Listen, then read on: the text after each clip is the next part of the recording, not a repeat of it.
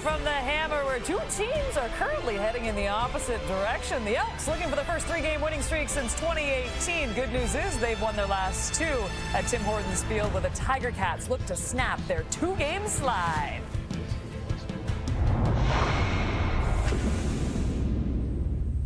Get down in the place to be. Forget your cares at the door, most definitely. Yeah, girls, be boys if you're in the place. Make some noise, come on, shake your waist. Wide open, Hakuna. He's got the space and he's off to the races. Daddy won't be caught. Touchdown, Tigers. Pump fake. Now lays one towards the end zone. Gino Lewis, touchdown, Edmonton. Lays it out there. Touchdown, Edmonton. Giddens will boot it away. Looking for a fifth passing touchdown. Wide open in the corner, too easy. Tim White, a 5-pack for Bo Levi. And the Ticats embarrassing the Elks in Edmonton.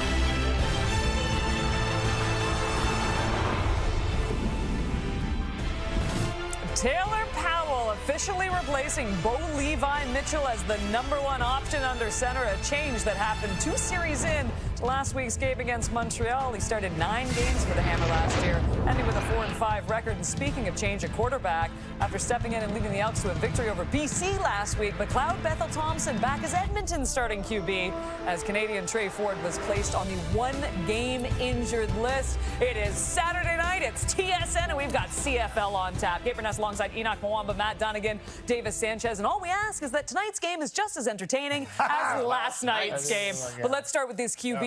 And Ches, a week ago, we would have never predicted seeing these two starting tonight. Well, yeah, but look, Macbeth, Trey Ford, they have to have good quarterback play to get it done. They've had that recently. They've won 2 in a row. And this Elks team, guys, look, yesterday, Sask falling to Montreal. Now it's somehow Winnipeg can get it done in BC tomorrow, and Edmonton wins tonight. They're 2 wins out of first place in the West. The Elks are 2 wins out of first place in the West. If that happens, who would have thunk? Yeah, common denominator with those guys is Javon Lee going off too, right? And getting involved in the run game's important. Certainly going to be for this guy, minus his stud running back, Butler. He's not in the ball game. It's going to be Greg Bell. And so that'll be something to pay attention to as this kid gets his first start in quite some time. And he was impressive coming in for Bo Levi Mitchell last week, and the future is his, Enoch. Listen, the situation in Hamilton is getting intriguing. It's hot over there. You got Taylor Powell coming in for a Hall of Famer, substituting for him, and he threw for 319 yards last week, still a loss, which is exactly the situation that Coach Milanovic was found himself in. And he made that change not just for the yards, not just for the stats, which Bo Levi Mitchell was doing. He wants the wins, and so he's got to fill in, not just pat the stats, but you got to win the game. You mean hot in a bad way, right? Not in a good way? In a bad way. In a very bad way. You know what? I think this is going to be a hot game. I got a feeling about this one. I really do. Yes. All right, don't go away. We will get you back to Tim Hortons Field for kickoff right after this. Against the odds, watch the opposition dodge. They ain't got the hearts, they just full of frauds. Born from the darkness, move with the heartless. Accuracy and sharpness, we gon' win regardless. Welcome to the field, we've been very thrilled. This is where it's real, this is where you feel.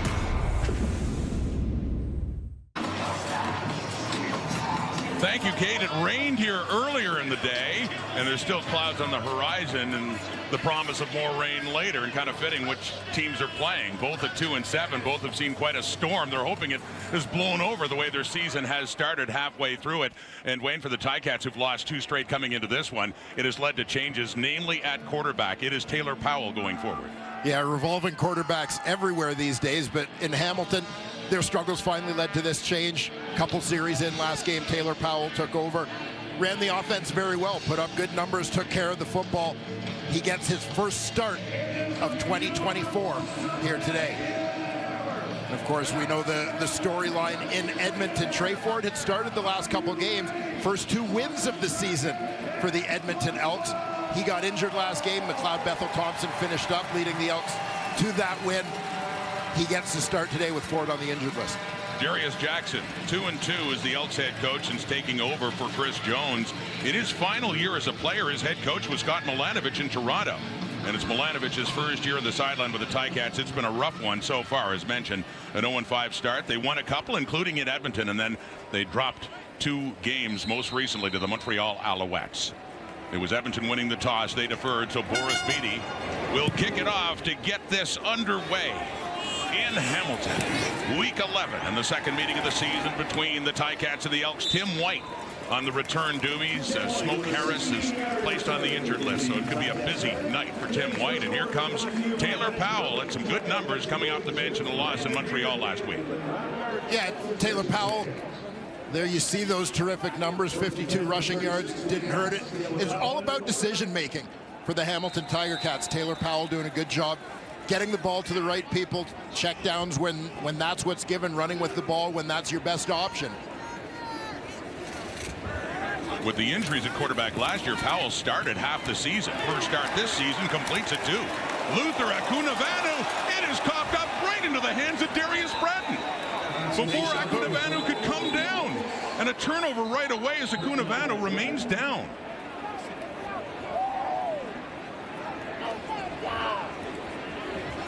Last week, the Ticats had a disastrous start. You mentioned deja vu and a turnover when ball security has meant so much to Scott Milanovic right here in the first play. Yeah, good completion out of the gate as Powell finds Hakunavanu on the crosser, but he takes a shot. You saw his head and neck really get whipped back there on the tackle, causing him to lose that football. And of far greater concern, of course, than anything on the field in terms of the game is the health of Luther Hakunavanu. You see the way he was hit and the arm coming in, Niles Morgan, but the head twisting around, and he remains on the field with players in both teams taking a knee as he gets attention.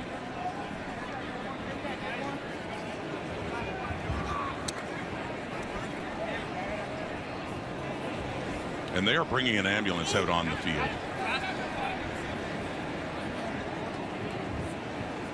You can see his neck kind of whipped around awkwardly there as he was contacted from both sides.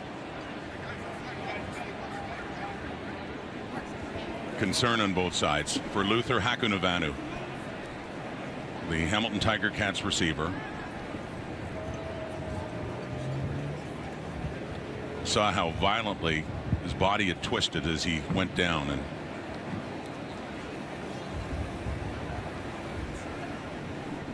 just stunned silence here at Tim Hortons Field on what was the first play of the game.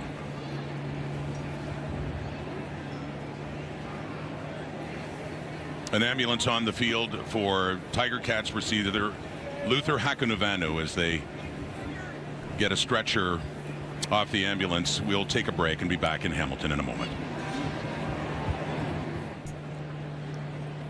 Back here at Tim Hortons Field in Hamilton, and such a troubling sight right at the start of the game. Ticats receiver Luther Hakunavanu on the opening play from scrimmage caught a pass and his head twisted violently. We had showed the replay before, but see the looks of Bo Levi Mitchell, and as I say, players from both sides, as he is still remains down, an ambulance out on the field. And that's where all the thoughts and concerns are for all of us right now. Yeah, there is such an element of fraternity throughout the league. This isn't about Edmonton versus Hamilton. This is guys who understand the risk that each other take week after week, and quite frankly concerned for one of their brothers, even if he's wearing a different colored jersey. Luther, an Edmonton native, played his high school ball at Bishop McNally. Also spent some time in junior football with the Edmonton Wildcats. So ties to that city, as you say, and was drafted by the Calgary Stampeders out of York University. He's in his fourth season, his first season with the Ticats, and had really been becoming a big part of this Tiger Cat team, this offense. A touchdown last week in Montreal, but yeah, 4 touchdowns in his last 5 games. for Hakanavana. But stunned silence now, have seen some mobility with his legs. And here's hoping as they take every precaution. It's Harrison Frost, the third string quarterback with the Ticats, among the many still just out on the field. Edmonton players as well.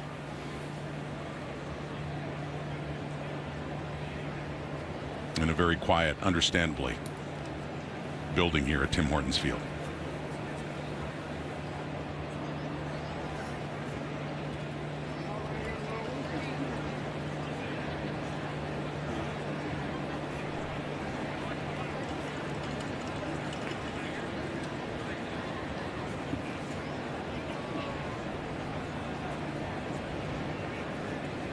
And this is the very beginning of the game. They had the kickoff that was on the opening play, and regardless of when it is, of course, the only concern right now is Luther Hakunavanu. But these players, in a few moments, have to begin playing again, and which must be such a difficult thing, a physical, sometimes violent game.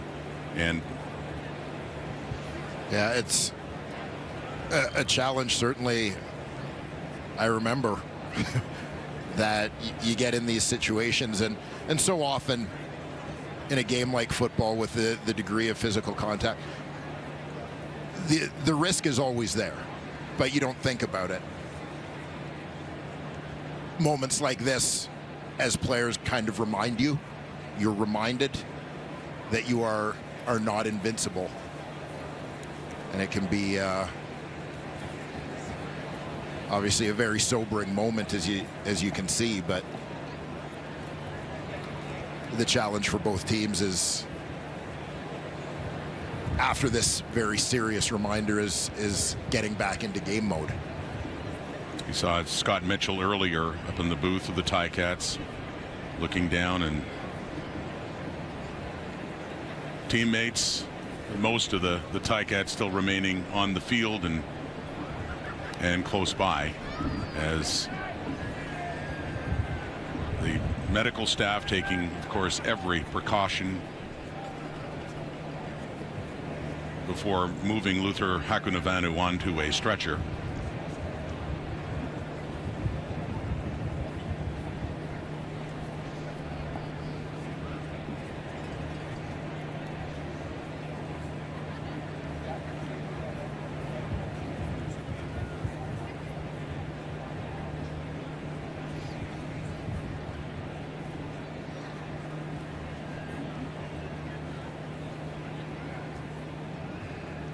Mentioned that there'd been, it's good to see movement, of course, in his upper body, his arms, and there'd been movement in his lower extremities as well, as a good sign, as they're going to put him on the stretcher. A new Ticat this year in 2024, former Calgary Stampeder Luther Hakunavanu. Fourth year in the Canadian Football League, as you mentioned, drafted by Calgary, signed in free agency this year as the Cats look to get a little bigger in that receiving corps.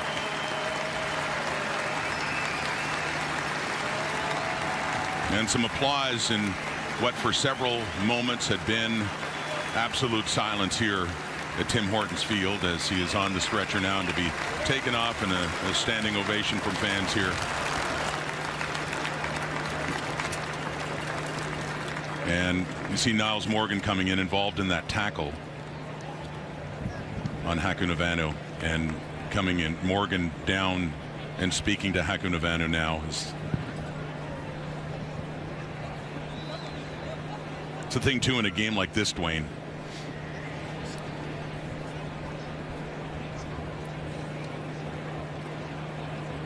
The difficulty for players involved in the tackle as well in the game of football, to see something like this happen. As we say, we see Niles Morgan go over.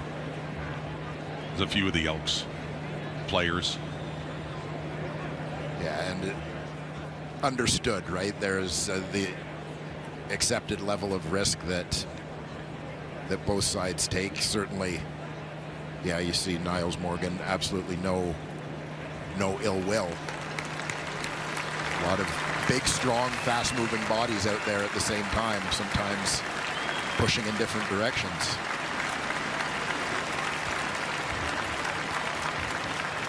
If you're just joining us, it is Hamilton receiver Luther Hakunuvanu, who was injured on a tackle in the first play from scrimmage in this game between the Elks and the Tiger Cats, and the medical staff, paramedics on, an ambulance coming on the field to make sure all precautions are taken as he'll taken off to hospital. Is put in the ambulance now.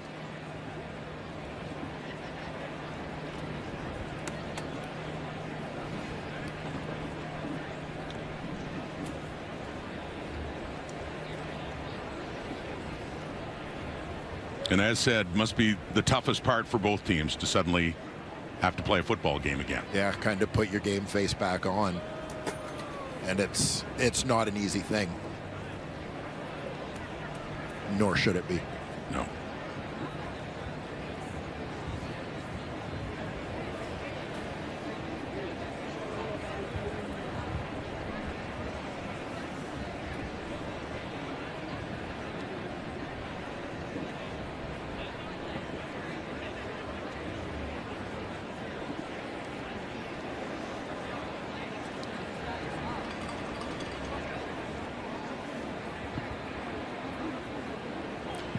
The ambulance remains on the field.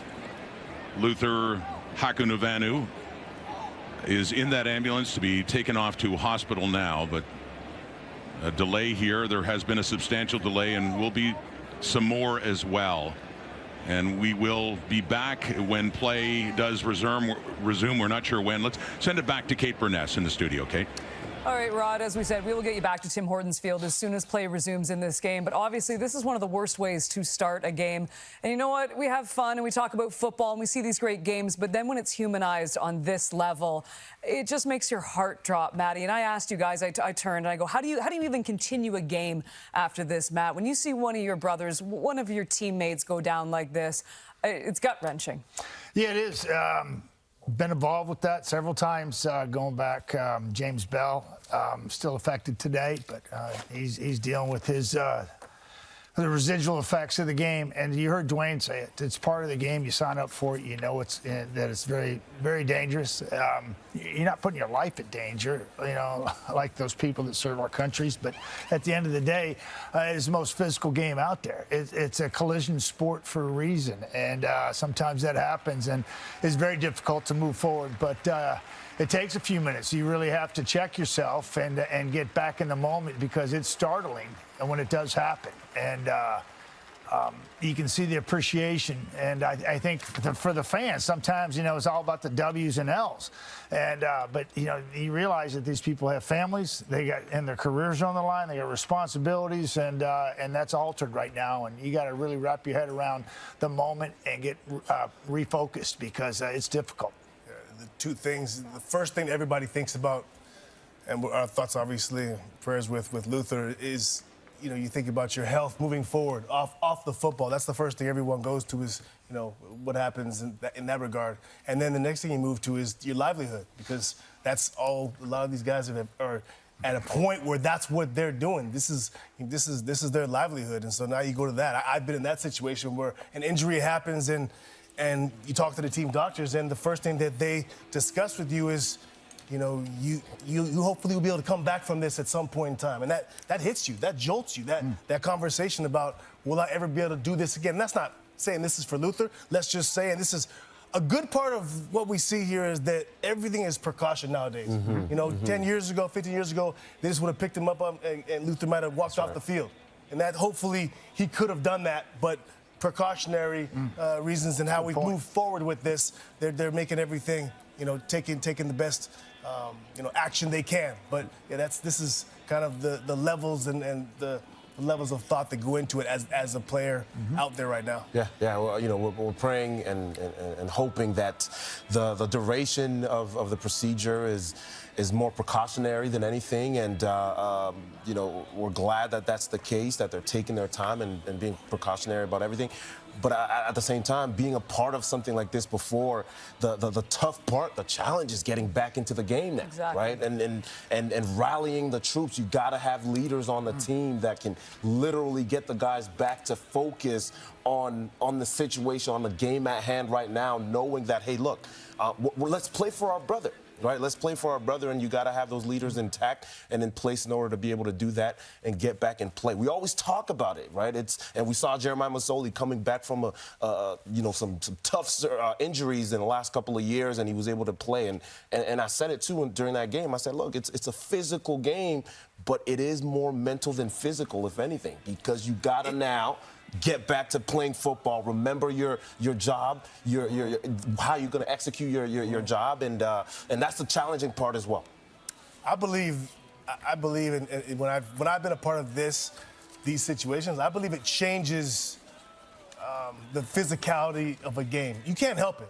The natural conversations, Enoch, to your point, the conversations are, we have to try to find a way to get back out in the field or find a way to the leaders leading and get back and one play at a time and play for your brother. The reality also is that, you're now watching this and you can't help but to think what just happened 10 minutes ago, 15 minutes ago. Even though as an athlete we want to, we like to compartmentalize things and move forward. You can in different circumstances. When it comes to the health and something you just see impact you so recently, it's tough to move on and play the same style that you just entered the game with. And we're talking about the duration, we're talking about the duration of this whole procedure as we see the guys going back into the locker rooms. Now, look, we're getting back into play. Now we got to warm up again because, look, we don't want to have more injuries, right? And so everything has to be detailed, and we talk about warming up. We don't want to add to what has already happened. Enoch, I've always been on the receiving end of most of those blows on the offense.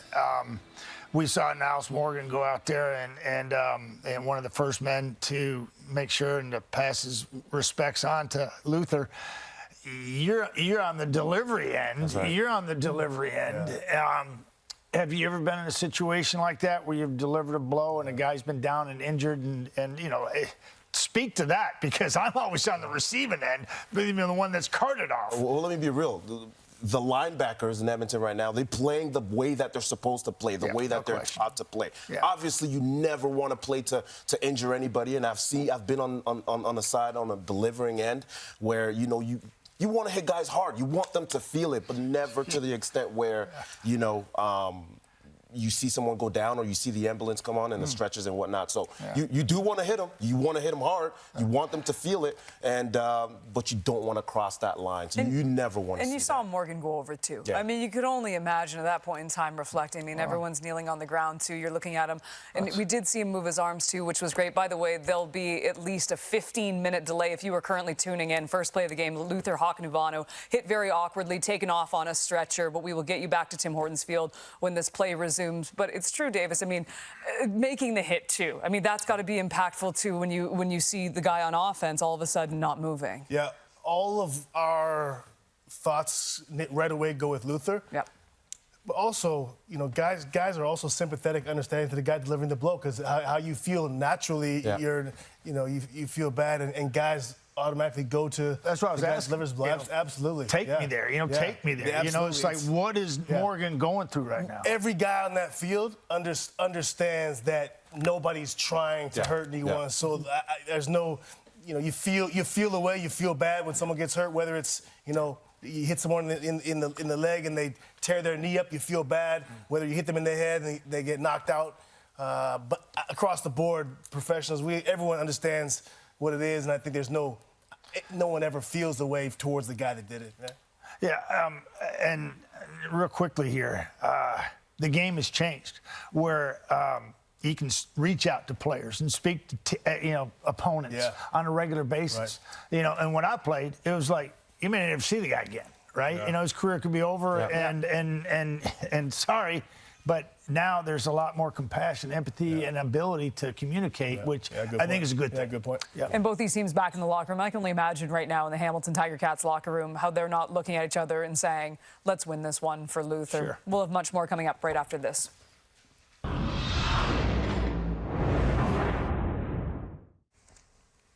Welcome back to the CFL on TSN. Some concerned fans still in Hamilton now as they just watched Luther Hakanuvanu be transported off the field in an ambulance. He took a massive hit the very first play of the game, and we are currently in a bit of a delay because they are waiting for a second ambulance to arrive at Tim Hortons Field, and as soon as that happens, play will resume. But right now, both of these teams back in the locker room as we wait for play to get back and going. And Matt, we were discussing this during the commercial break, and you were saying right now what these teams are going through as they're waiting to get back on. I mean, it must be a little surreal, almost like a weather delay with a lot more of emotion to it, obviously. But now after going through warm-up, starting the game, then being taken out immediately, cooling down. But you said right now it would be a lot more of X's and O's. Yeah, and, coaches are going to be aware and certainly concerned about players and where they're at mentally right now, and they'll ease into that too. But with the delay being as long as it is right now,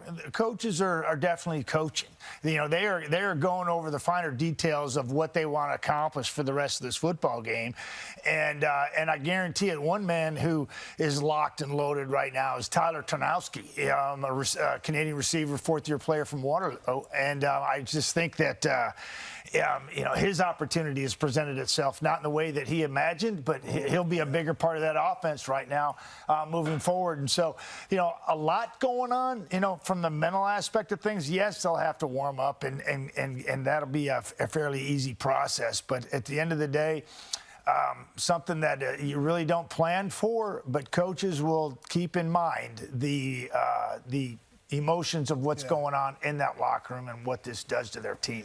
It's a very individual thing here too. The fact of how you get ready, how you deal with the timing of all this, and I don't mean that from the X and O part of it or the medical issues with Luther, but each player handles their own warm-up differently. So the timing, and somebody who will be important for each organization right now is a strength coach, and to understand his communication with league officials, understanding when the game is likely going to start back up, what's the likely time we'll have to go back and warm up, and then informing the players of that, and maybe giving his advice on what he wants them to do, or each guy doing their own thing. Some guys will stay moving around and fired up, or try to stay going the whole time. I was a guy who would sit. That's what I wanted to know. I like to sit. I would stretch. I would calm my mind completely, put headphones on, and just stretch and relax and get my mind. And then when it was 5 minutes to go, I would ramp it up for that 5 minutes. I didn't want to try to ramp it up for the whole 20 minutes because I was just burning energy. How are you, Enoch? I mean, for me, it's the same thing. It's like last tips and reminders, and especially being a linebacker, a middle linebacker at that, you want to start to remind guys again, okay, well, remember on this play, this is what we got to do. Hey, look here. And you talked about it already, Maddie. Coaches, hey, look. We got to get back to X's and O's. Look, remember this is what... And then you look at the depth chart, and who was behind Luther on this particular play. Yes, you were supposed to be replacing him, but this particular play where he might have been the key, he might have had to get the key block. Now we got to talk about whoever was going to replace him. What are we switching on here? And you got to remember, we're dealing with potential racial changes, and you talk about special teams-wise as well, right? Your special teams coordinator is coming. Hey, look, kickoff. Now you got to be on, and you're now the backup for this kickoff. And so there's a lot going on that have to be reminded about before you get back out there. And it all happens with emotions running high. I wasn't one of those players that could just get up and go out there and play. I'd go through a process, with my arm included to get that lathered up, my legs, my lower half, and there's a lot to that. And when that's changed and like this. Were you like, because there's some players that are like dogs, they can play right away and go 0 to 100. I wasn't that way. Were you that way? No. I mean, I think there's more for the quarterback and what you have to go through and get your arm right and everything that you need to do. Yeah. All right, let's get you back to Tim Hortons Field right now. Here is Rod and Dwayne Ford.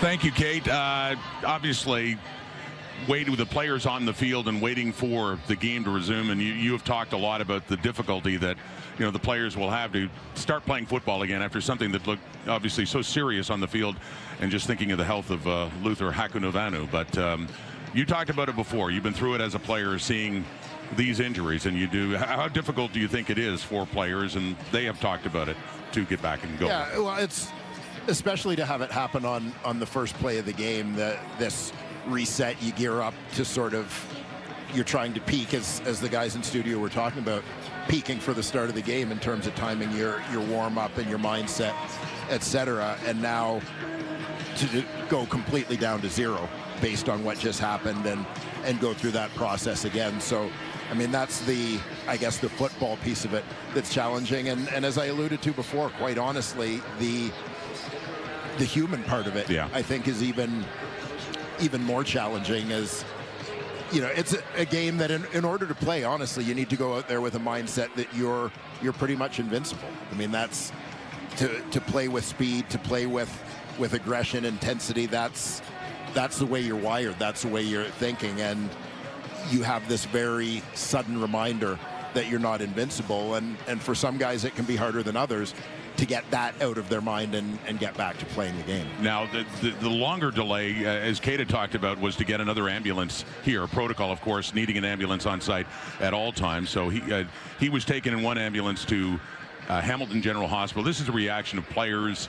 Niles Morgan with the Elks involved in the tackle, and just kind of a freak incident with Nick Anderson coming in the other way, and Luther Hakunovanu violently twisting his head and neck area. So players went off the field after a certain period of time once he was taken away, once Luther was taken away in an ambulance, and as said, gone to Hamilton General now. So that's the way things stand, and as you say, players now coming back on and will need time to warm up again.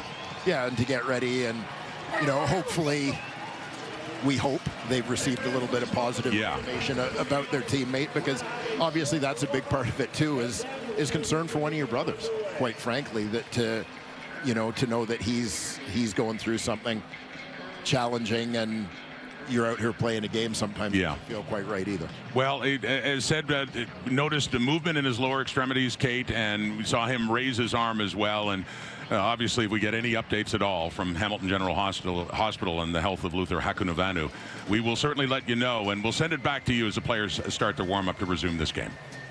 Well, certainly hoping, Rod, that everything is okay with Luther Hakunovanu. As you see the players back on the field, game to resume in approximately 5 minutes. We will be back after this.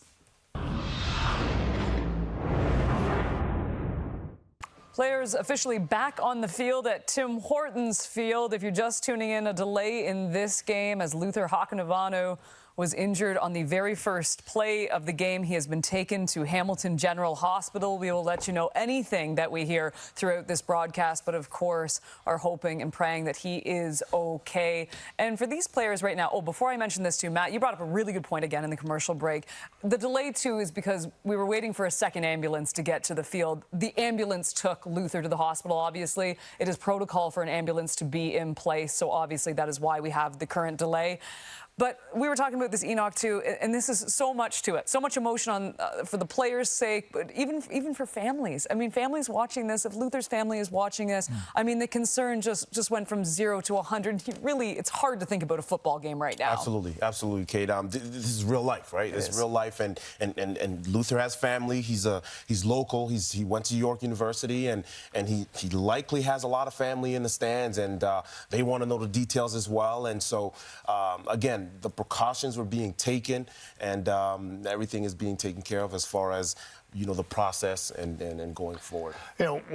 We're trying to explain to people that are watching the emotion that goes on, and we saw Scott Milenovich on the sidelines trying to crank up his team because he knows the importance of any most emotional draw that it has on players individually, and it's all different. But and that's going on both sides, and it's just important to get back up there to that level that you heard Dwayne Ford talk about of intensity in order to play this game at the highest level. And these guys are trying to get there desperately now and figure this out themselves.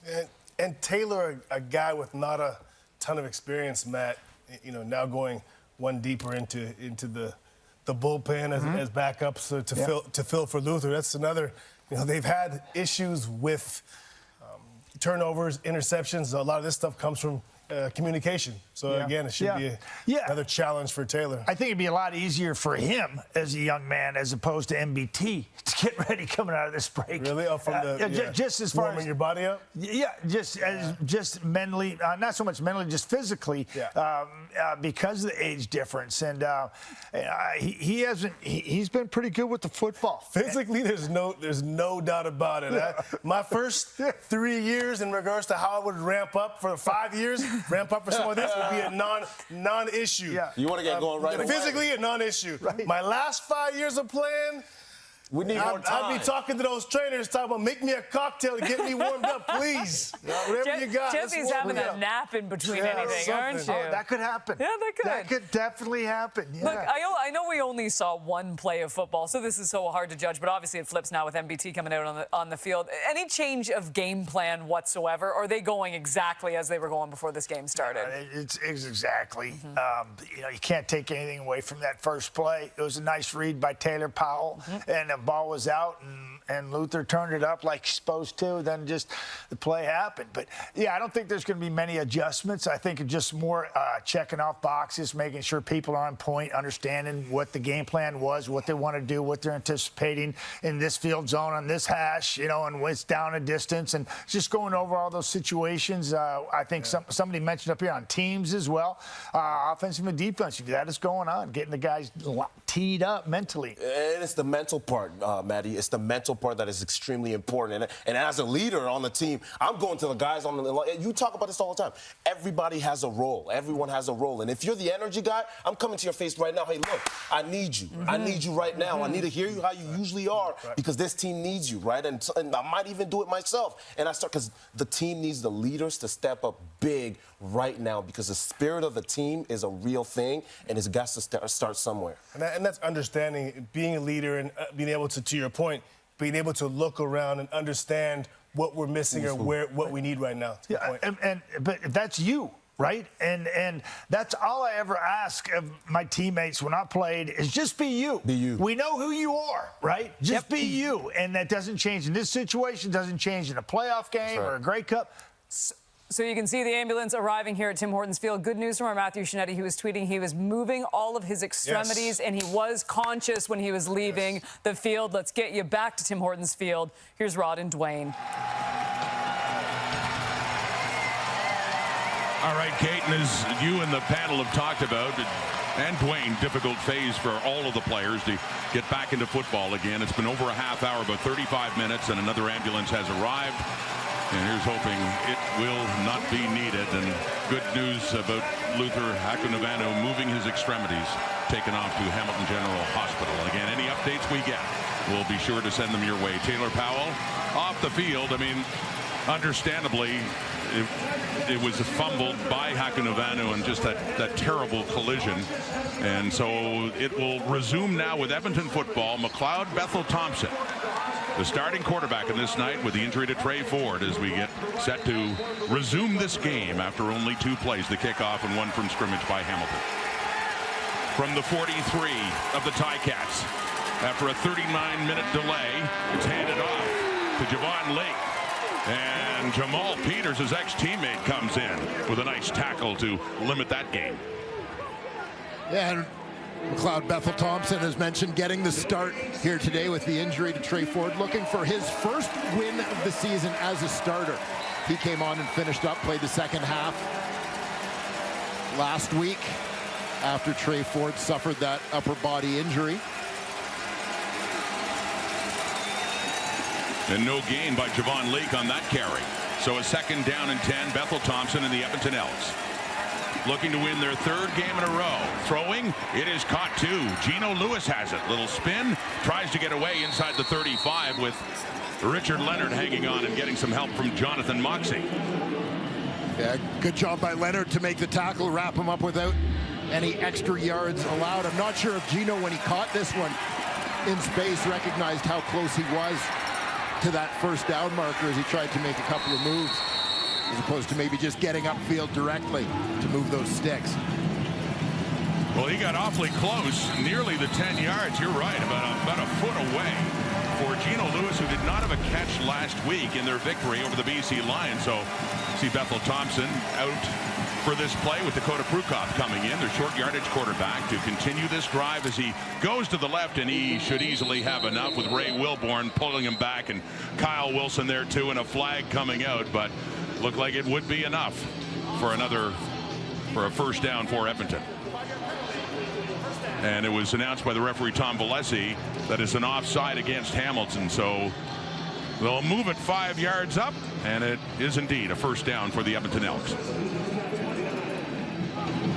And it's been interesting to watch in the opening minutes of this game. I know on first down, first play from scrimmage for Edmonton, we know Edmonton wants to run the football. That's where they've had success their last couple games. Hamilton at times playing with 3 defensive tackles in the ball game. There they are running it. Javon Lake, who after the injury to Kevin Brown has become their feature back. They brought him in for special teams, but he's been great on offense for them. But look at their offense now. Yeah, and some change in the offseason to that offensive line, added depth with former #1 overall pick Shane Richards. He gets the start at right guard. A lot of talk about Javon Leake coming in at running back. Another change I like in this lineup has been the addition of Tevin Jones in that receiving core. A guy who had a strong start to last season with Saskatchewan, tailed off a little bit, released by Montreal in camp this year, but has been very noticeable. The size and strength he adds to that receiving group. 2nd and 7 from the 26 of the Ticats. Throwing off to Leak again. Been dangerous as a runner and those short yardage plays, those short passes, as he picks up another first down with the Elks getting closer now. And Leak finds himself with a lot of space as he catches this one just bubbling or swinging out of the backfield. Open yards in front of him to go pick up that first down. Gets it down to the Tiger Cat 15. The opening possession by Hamilton on that awful injury to Hakunovano. The ball was fumbled and picked up right into the hands of Darius Bratton. And this is Edmonton taking advantage of the field position now. And down inside the 10 for Curly Gittins Jr. as he gets it down close to the 5. And very close to another first down. Be about a yard shy. Curly Gittins Jr. had a tremendous season catching passes a couple years ago from McLeod Bethel Thompson when both were Toronto Argonauts. Looking to continue that chemistry with his quarterback. That was his 51st catch of the season, and up to around 440 yards receiving for Curly Gittins Jr. in his 5th year out of Wilfrid Laurier University, just down the road from Hamilton. 2nd and 1. The Hamilton 6. It's kept by Prukop, and he easily gets the first down. He gets down to about the 3. It'll be a 1st and goal coming up here for Edmonton. Dakota Prukop, one of the many CFL quarterbacks in the last few years, who's carved out a pretty good niche for himself in these short yardage situations. Nice execution there from both quarterback and offensive line to pick that one up with ease. A couple of nights ago, we saw Tommy Stevens pick up 3 touchdowns in Calgary's game against Ottawa. Prukop was leading the CFL in touchdowns with 7 of them coming into the week, and getting close to that point now as he stays in. It's a 1st and goal, Edmonton from the 4. Dakota Prukop at quarterback. He's handing off. Javon Leak, no, excuse me, it is Rankin. Another new running back, Justin Rankin, who has another touchdown in this, just his 3rd game with the Edmonton Elks. Rankin had one receiving last week in the win over BC, and he has a rushing touchdown now as well. Yeah, watch the safety. Katsantonis coming on a blitz. Nice job by Mark Cordy, the center, to come off and pick that one up. Keeping Katsantonis from disrupting the play, allowing Rankin to go in standing up for the major. In 2 games, and really filling in for the injured Kevin Brown. He had 17 carries, 137 yards. He also, as mentioned, had the receiving touchdown, 4 catches for 31 yards. Boris Beatty the point after. Justin Rankin, who was cut in training camp and brought back because of the injury concerns at running back, had one last week and has one just a moment ago to give the Elks the early lead, 7-0 in Hamilton. Last week in Montreal, on just the second series for the Ticats, Bo Levi Mitchell going to his right and threw it back, and it was intercepted by Darnell Sankey, and that was enough for Scott Milanovich, even though he was leading the CFL in passing yards, to go with Taylor Powell. Yeah, the interceptions, turnovers had been a concern for head coach Scott Milanovich and the Hamilton Tiger Cats, and I think particularly as a veteran guy, you talk about throwing it across the middle. He had thrown a very similar interception the week before in the home game against Montreal. I think it was just concern with that decision making that led to the switch for Scott Milanovich. Back for the kickoff is Jonathan Moxey, and coming in hard is Leon O'Neill on the special teams tackle, as the Ticats keep looking for answers in the return game as well. Smoke Harris injured and out in this game. So here's Taylor Powell, who, as we mentioned before, looked pretty good coming off the bench last week in Montreal. Yeah, he was terrific. Completed 30 of 38, over 300 yards through the air. Couple of touchdown passes in that ball game, and I think most importantly, combination of a couple of things. No interceptions thrown, but also using his legs well. 52 yards on the ground for Powell when forced to run. Greg Bell is the running back in for the injured James Butler. Bell in his second game with the Ticats. He played back at the end of June in Ottawa. Here's a look at the rest of the O. Yeah, and those offensive tackle positions continue to be something of a revolving door. Quentin Barrow back in. Joel Figueroa to the injured list. Jordan Murray slides from right to left. And as mentioned, Greg Bell back in the lineup. They like his explosiveness. James Butler just deals with being a little bit banged up at this stage in the season. 2nd and 7 after they picked up the 3. And that is caught by Stephen Dunbar, who seems to thrive on these matchups between Hamilton and Edmonton, no matter which side he's on.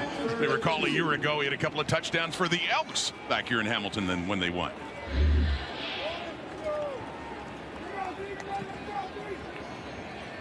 Here you see Dunbar motioning down towards the box and then just releasing to the flat.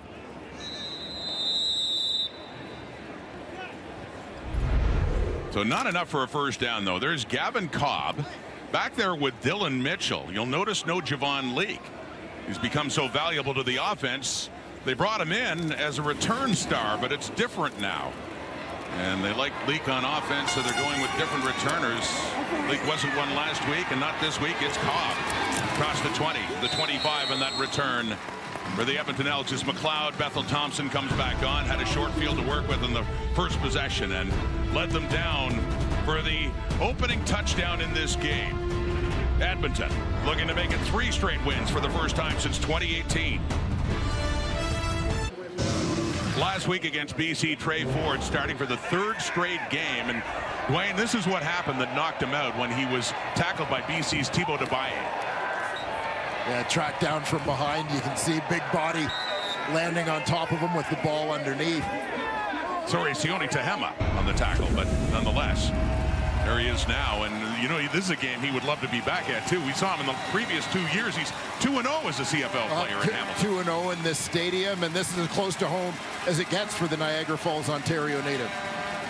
But it's McLeod Bethel Thompson, who played well coming off the bench for Ford last week, handing it off as they try to establish that running game again. Nick Usher limits Javon Leake to about a yard on that play.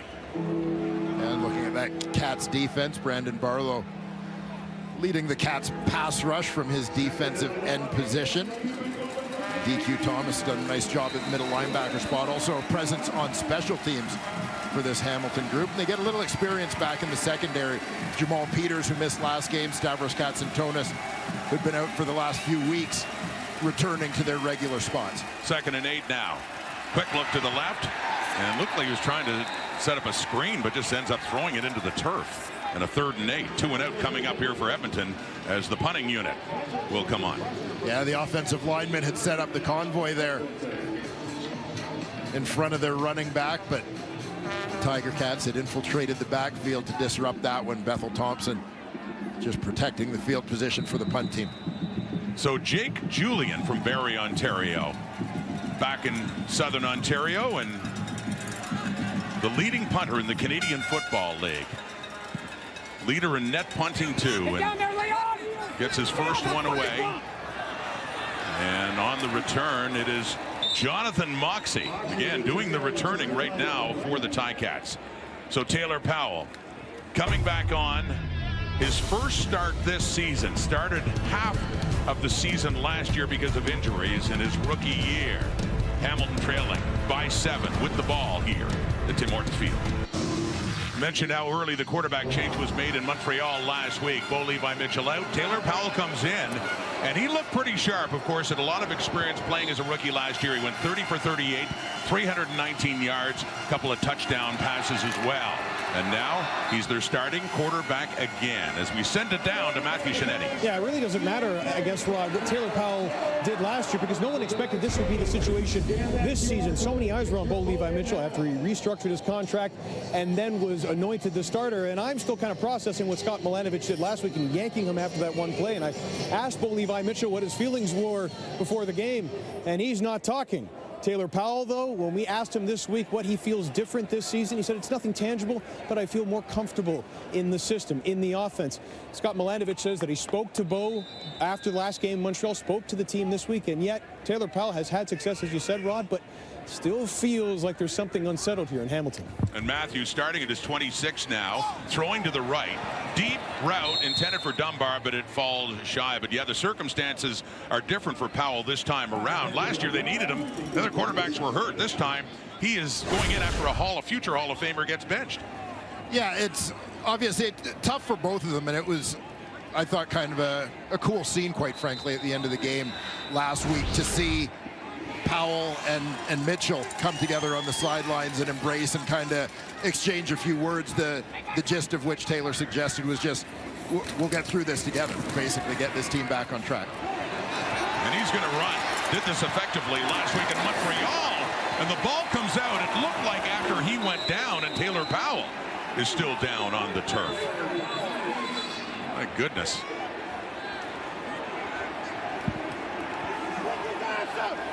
Now training staff coming on to look at Taylor Powell, who chose to run, and Bo Levi Mitchell, lo and behold, we just talked about this, is coming on the field now. He'll be at quarterback for at least the next 3 plays, with Taylor Powell taking a hard hit when he decided to take off. And I'd mentioned before, with less pressure coming on him against Montreal, he ran the ball quite effectively when he came off the bench for Mitchell last week. Yeah, Powell using his legs well, averaged over 10 yards a carry last week. This is a situation, you know, from a coaching point of view, you'd probably like to see your quarterback get down and protect himself rather than going upright into traffic here. He ends up taking a heck of a shot. Niles Morgan flying around out there. Niles the previous Morgan play is under review by the command center. and Sean Oakman. And if you're just joining us, yeah, it's Niles Morgan coming in. You see that again. Morgan was involved in the play, and just kind of a freak accident with Nick Anderson coming in and Luther Hakunovanu, who violently hit the turf in the first play from scrimmage, and he was taken to hospital. And nice to see Taylor Powell getting up. Yeah, that's not a great look, as it looked like a pretty good head-to-head shot there from Morgan on the quarterback, Powell.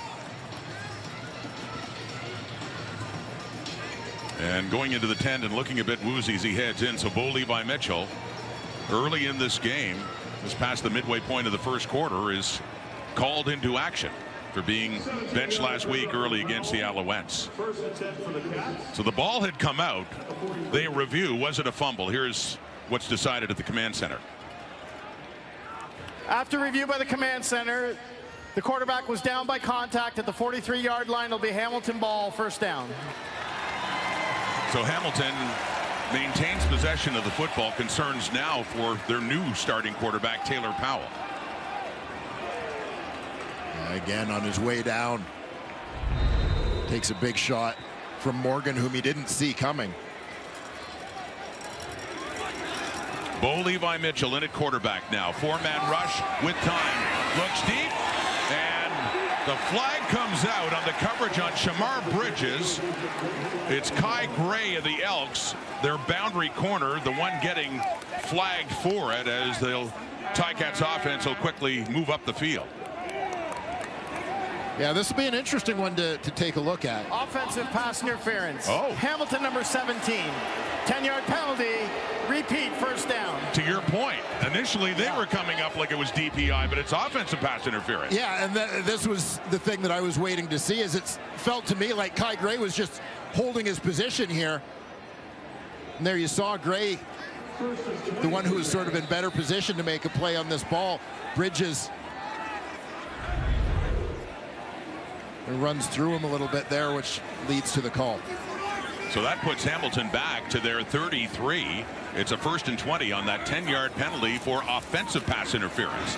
Mitchell again, and he completes it too, but it's a short one just across the 35, just a couple of yards picked up there for the previous intended receiver, Shamar Bridges. There you see the career numbers on one of the all-time greats, Bo Levi Mitchell.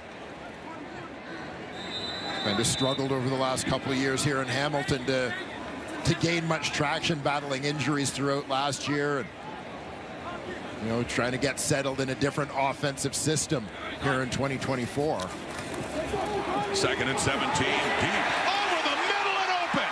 It's Greg Bell, new running back in for the Ticats with a big catch, went down, got up again, and Morgan finally upends him down near the 10. Big connection, Bo Levi Mitchell to Greg Bell, and the Tiger Cats are quickly in business. A great connection, and I'll tell you what, that's a pro. Bo Levi Mitchell, after what he went through last week, come out here in the first quarter of this ball game and step up, make a big play for his team like that. They get Bell, the running back, in a bit of a mismatch with the middle linebacker Morgan in space. Gets in behind him. Good shot there. Unfortunately tripped up by his own man coming in trying to get a block for him. A gain of 63 yards. Mitchell to Bell, in at running back for James Butler. And it's Tim White on the sweep. And he gets inside the 10 down to about the 7. Let's have another look at the biggest offensive play easily for the Tiger Cats in this game. Yeah, again, Ticats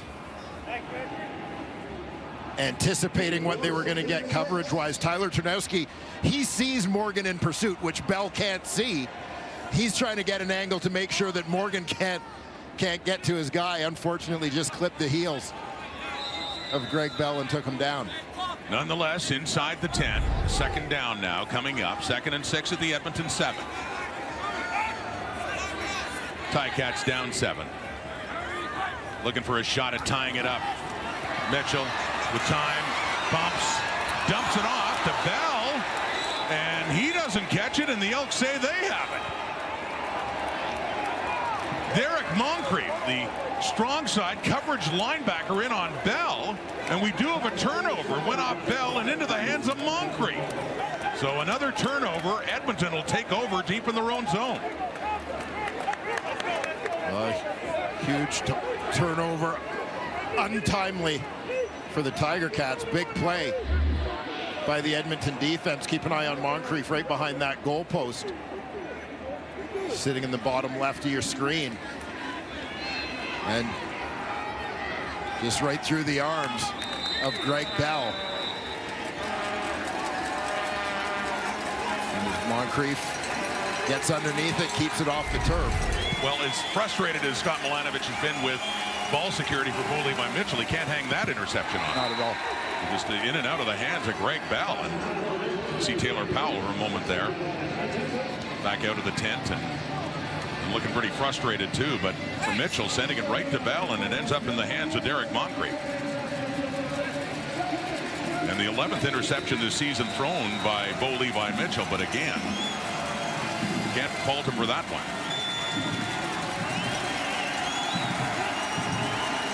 2nd and 10 now. Edmonton at the 4.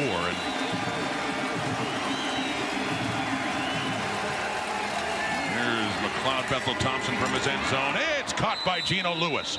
1st down Edmonton, up near their 20 and buying themselves some valuable real estate as they were pinned back near their own end zone.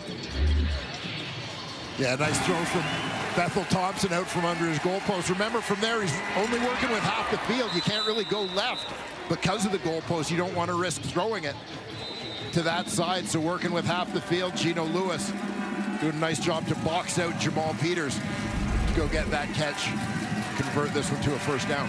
Bethel Thompson is 4 for 6 for 44 yards. It's a 1st and 10 at the Edmonton 20. A little pump fake. Finds the open receiver again. It is Gittens with his 2nd catch of the night.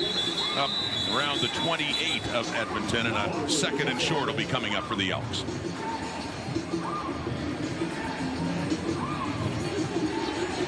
Combination pattern to that side. Gino Lewis was working out towards the flat. He's the primary receiver. Hamilton coverage seemed to cover him, follow him out wide, which opened up that window on the inside for Bethel Thompson to go underneath to Curly Gittens Jr. Jarius Jackson mentioned as a connection to Scott Milanovich back in 2012, the backup quarterback to Ricky Ray.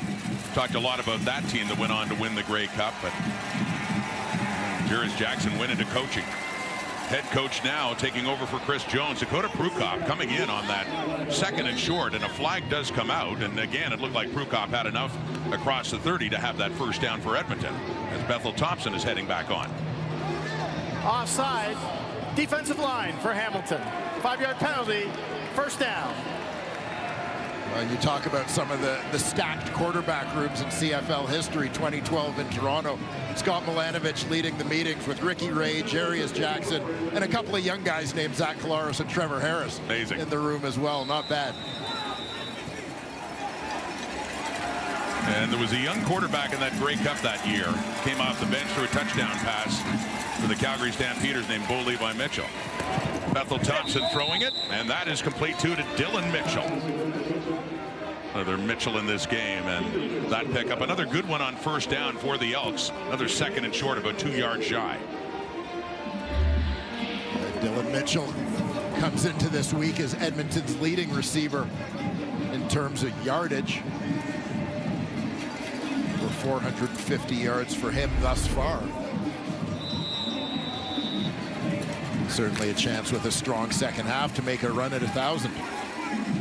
Had 3 catches for 20 yards last week in their victory over the BC Lions. He picked up 8 there. It's a 2nd and 2 at the Edmonton 42. And another first down, bulling the way forward for the Edmonton Elks. As Rankin, who has a touchdown in this game, the only points minus the point after, of course, scored by Justin Rankin, and a carry there for a first down. Yeah, Rankin comes in leading contingent of Elks rushers. They have 4 guys averaging over 7 yards a carry this season. Rankin leads the way at 8.1. Not a surprise. Javon Leake at 7. Trey Ford 7.2. The other guy, surprising, McLeod Bethel Thompson.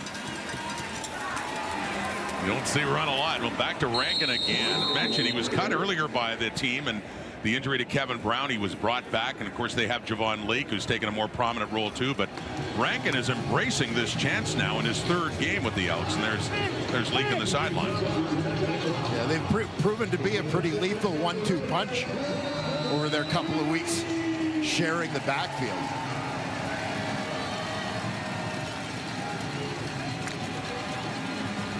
Last week, Rankin against BC had 7 carries for 77 yards and 1 catch for 17, and a touchdown thrown to him by Bethel Thompson. Back to the ground, back to Rankin.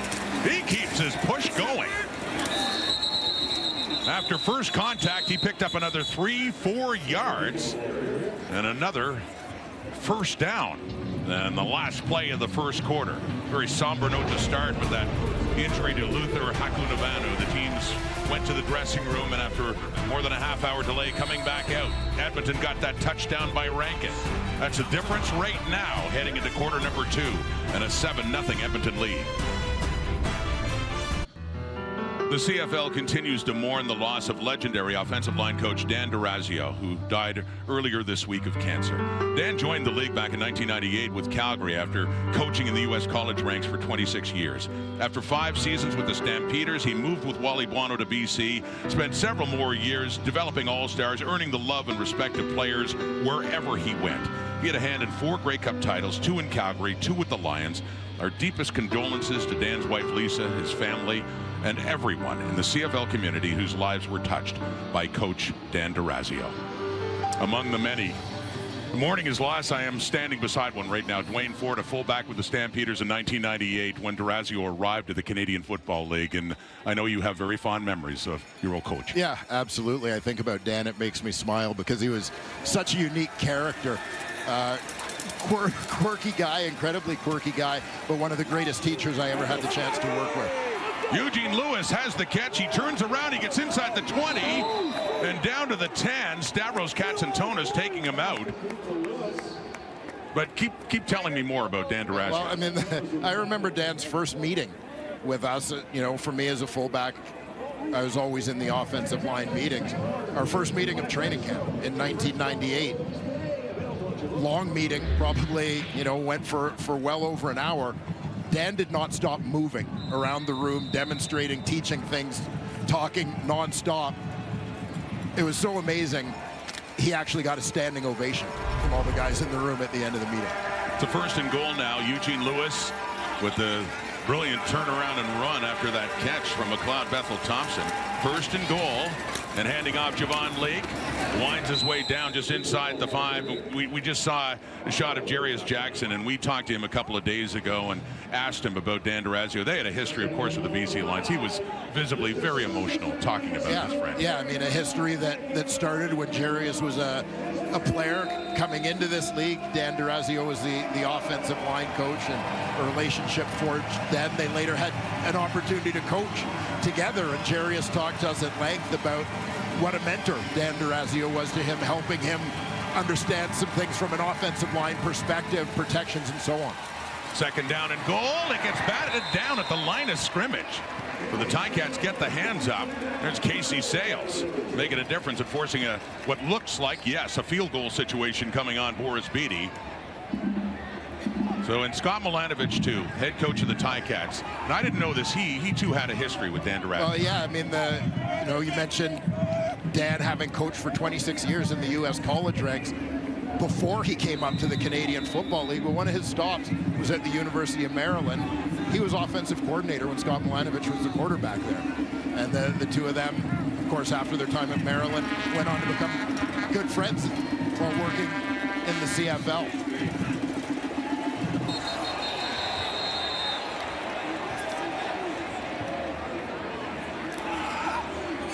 So flag out. They were lining up for a field goal. And now the offense. Bethel Thompson heading back on the field. Remember, it was a 3rd down and goal at the 5. Offside, Hamilton number 44. Half the distance to the goal, but it will result in a 1st down. So Casey Sales, he made the play before, but that time the offside really costly and looked like it'd be a field goal situation only. Yeah, you saw Sales going early. Usually you see the finger pointing happening both ways, but he wasn't even trying to deny it. So back to the 2.5-yard line, half the distance, and a 1st and goal now.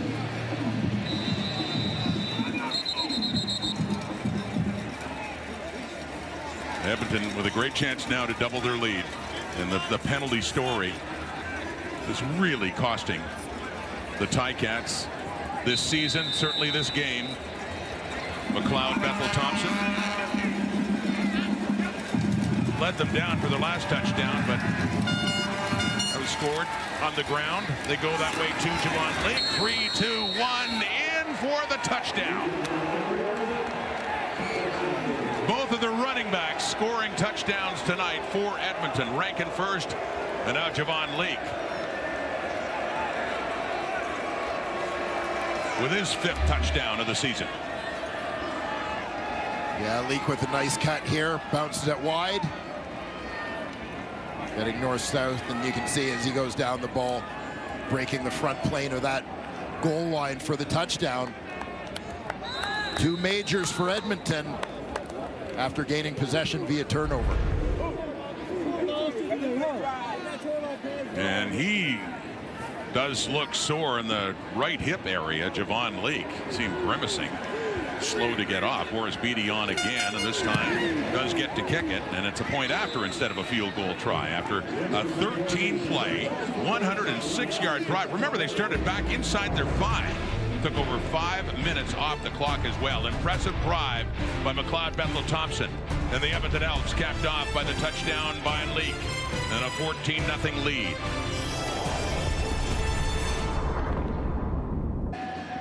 Don't miss the return of the global phenomenon critics call thrilling and endlessly captivating. Talking about HBO's House of the Dragon, the new season streaming now only on Crave. Rod Smith, Wayne Ford, Matthew Shinetti back here at Tim Hortons Field in Hamilton. There's Antti Litre, who's one of the 2 back for the kick. See Jonathan Moxey as well. The Ticats in a hole, down 14 now. The latest Javon Leake touchdown. Moxey again doing the kick returning tonight. And he gets that one up across the 30. Bo Levi Mitchell coming out. Let's go down to Matthew for an update on Taylor Powell. Well, Rod, we're still waiting to see if Taylor Powell will come out of the Ticats locker room. I'm hearing he was initially assessed for a concussion. He is in the locker room for precautionary reasons. But when they took his helmet away and told him that, Taylor Powell was obviously frustrated. And here we go. The storyline of Taylor Powell and Bo Levi Mitchell. Bo in there. We're still waiting on Powell, Rod. And Matthew, just last week, Mitchell was benched early in the game in Montreal. Powell came on, named the starter tonight, but had that injury in the first quarter. And it's still Bo Levi Mitchell in. And handing off to Greg Bell. Big run this time, and the big catch before. Across midfield and finally out of bounds. Cordell Jackson escorts him out, but for another huge play by Greg Bell inside the Elks territory. Keep an eye on the work of Jordan Murray. Moved from right tackle to play left tackle this week. He's going to pull. He's the guy who's got to secure the edge on this one. Manages to pin his guy to the inside, allowing Greg Bell to get around the corner for a big gainer. It was the second game of the season for Bell. He played back in week 4 in Ottawa, replacing James Butler, as he is doing again tonight. And a 63-yard catch earlier, and that big run, and gets it again, and that time picks up 2 or 3 yards for Greg Bell. And there's the book on Greg Bell and his history, his journey to becoming a Hamilton Tiger Cat. Best known for those years at San Diego State. Over 1,700 rushing yards and 15 touchdowns. His 3 carries for 32 yards, that longest to 27 you just saw before. 2nd and 8. Bo Levi Mitchell passing deep left. Coverage is there. Stephen Dunbar, and it was Bynum that was just ahead of him. Devondrick Bynum with a good play for the Elks to force a 3rd down, and Hamilton has to punt. Yeah, Stephen Dunbar lined up outside on this one, just straight match up against the corner. Bynum, and the rookie does a good job maintaining his position, walling out the receiver. And nearly had himself a pick. And again, not Javon Leake back on the returns. It's Gavin Cobb taking it just inside the 20 and gets it up closer to the 25 with the tackle by Felix Garangoche. Big story this week. New owner of the Edmonton Elks, Larry Thompson. We're going to hear from him coming up here. CFL on TSN in Hamilton. It's been a busy news week in the Canadian Football League in Edmonton. Larry Thompson, introduced a few days ago as the new owner. Private ownership for the Edmonton football team now. With more, let's head down to Matthew. It's a pleasure to be alongside Larry Thompson, Rod. And Larry, why was now the right time for you to become the first private owner of the Edmonton Elks? Well, basically, this is the first time that they wanted to sell the team, basically. So, and I happened to be standing in line, and fortunately, we got picked. So, I know how passionate you are for your team. What will it take to reestablish Edmonton as one of the winning franchises in the CFL? We have a lot of work to do, and we're going to do it. We're going to do whatever it takes to get back to our winning ways. What does this mean to you? I know that you spent time at Clark Stadium and then those seats behind the bench there at Commonwealth Stadium. What does it mean for you and your family now to be such an integral part of what will happen to the Edmonton Elks going forward? Well, we're all very excited about it, and I'm excited to be here with the team today. my first time ever in Hamilton, so it's been a fun trip so far, and it will be. And anyways, back to my family. We're all excited, and we're happy with what we think we can succeed in the future. So, congratulations and thank you for this, Larry. Okay, thank you very much. And thank you, Matthew. And Larry Thompson taking over a team that's won a couple of games in a row and stalled there. You see him with Rick Lalisher, who's brought in once again to help steer this along for the Edmonton team. But nice to have an owner with such a connection, such a rich history of cheering for Edmonton in the Canadian football. Well, yeah, you can tell in listening to Larry Thompson through the week, the process of this purchase, that this really means something to him. You know, he is not just a CFL fan, but an Edmonton Elks fan. Jake Julian the punt, Jonathan Moxey on the return across the 35. Looked like he was going out at first and still picked up another few yards in that return by Moxey. But yeah, the connection, season ticket holder, going back to Clark Stadium back in the 70s and even earlier. So he knows the good and bad of that franchise, and that's good for Edmonton to see a man like that come in now to take charge. Yeah, and just looking to restore some of that pride that has existed in the green and gold and amongst their football community for so many years. Return by Moxey up to the 44. Bo Levi Mitchell at quarterback after an injury to Taylor Powell, who started the game. Another deep throw to an open receiver. Keandre Smith gets in on the act with his first catch, knocked down by Luchez Buravoy, but a big first down for the Ticats. With Mitchell, they've been able to move the ball. They had the interception deep in the Elk zone, so they still don't have any points on the board. And Keandre Smith getting a little more opportunity this season to play inside rather than as a wideout, getting a lot of looks. He's earned the trust, certainly, of his quarterbacks through his first couple of years in the Canadian Football League. Had 445 yards receiving coming in, and he does lead the Ticats with 5 receiving touchdowns. 1st and 10 at the Edmonton 45. Open again is Smith. And he breaks a tackle, and Niles Morgan finally takes him down, but back-to-back first down catches for the product of Guelph, Keandre Smith. And great awareness on this one as he's coming across the middle. He recognizes the middle linebacker is going to be there in Niles Morgan, but keeps his focus on the ball, and then immediately able to redirect, dodge that linebacker, pick up the first down. Bo Levi Mitchell in relief of Taylor Powell's 4 for 6 for 99 yards from the Edmonton 33. Gets rid of it, and it is shy of the end zone. The intended target is Shamar Bridges. The closest to it was Kai Gray, as that one fell shy of the goal line. So a 2nd down and 10 is coming up. Yeah, and Bo has to stand in there waiting for someone to get open. He's going to end up with a couple of Elks defenders closing on him. Taking a bit of a shot there as he puts the ball up. Hoping Shamar Bridges could go get it. Sean Oakman coming in with Elliott Brown as well. Nearly getting to him. 2nd and 10 with time. Off to the right to Bell. Had a good first half as he gets it down to the 25 and just his 2nd CFL start with these Ticats. First one in 7 weeks, down to the 25. We got a 3rd and short coming up. It's about 2 yards shy. And the field goal team will be coming on now to see if they can get their first points on the board for Mark Leggio. Yeah, a full 2 yards to go. Still lots of football to be played.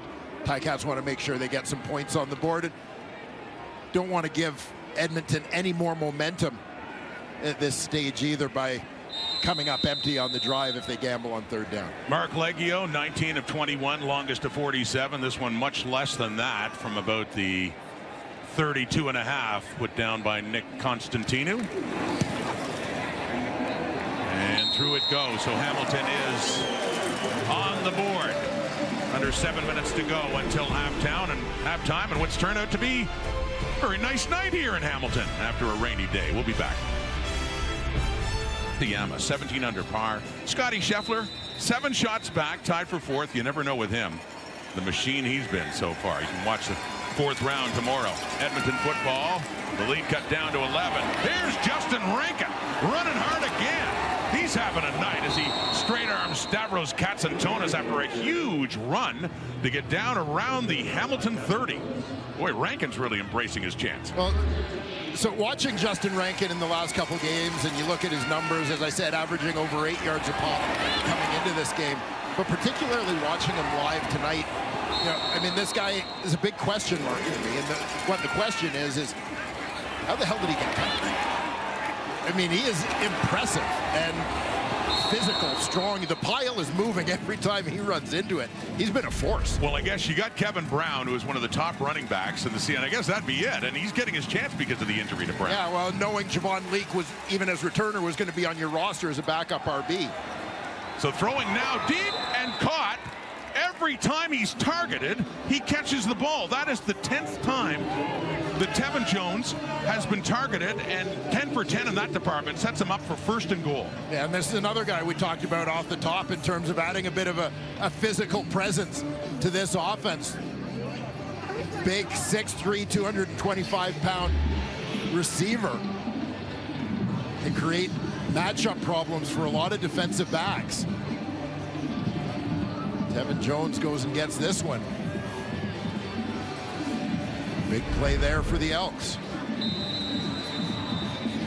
He was cut loose by the Montreal Alouettes earlier in the year. Of course, played for the Saskatchewan Roughriders a couple of seasons with the Riders, but finds a home in Edmonton. 1st and goal at the Hamilton 2.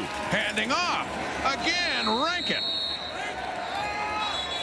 Rankin up there, and CFL running backs all of a sudden. He's got another rushing touchdown of the night, and his 3rd touchdown in 2 games as Edmonton quickly answers back after the Ticat field goal with another major score. And this is the challenge for the Hamilton Tiger Cats in terms of the way they want to play. So we'll see Justin Rankin find pay dirt again. Yeah, nice job. Middle of that offensive line. Mark Cordy, David Foucault. Justin Rankin, 3 plays, 70 yards for the Elks. He hit 2 of them. That's in under a minute's time. Point after Beatty. 21-3 Edmonton leading, and Rankin has 7 carries for 71 yards and 2 touchdowns. And don't forget that this is just his 3rd CFL game. Yeah, impressive start here tonight for Justin Rankin as we take a look at this drive.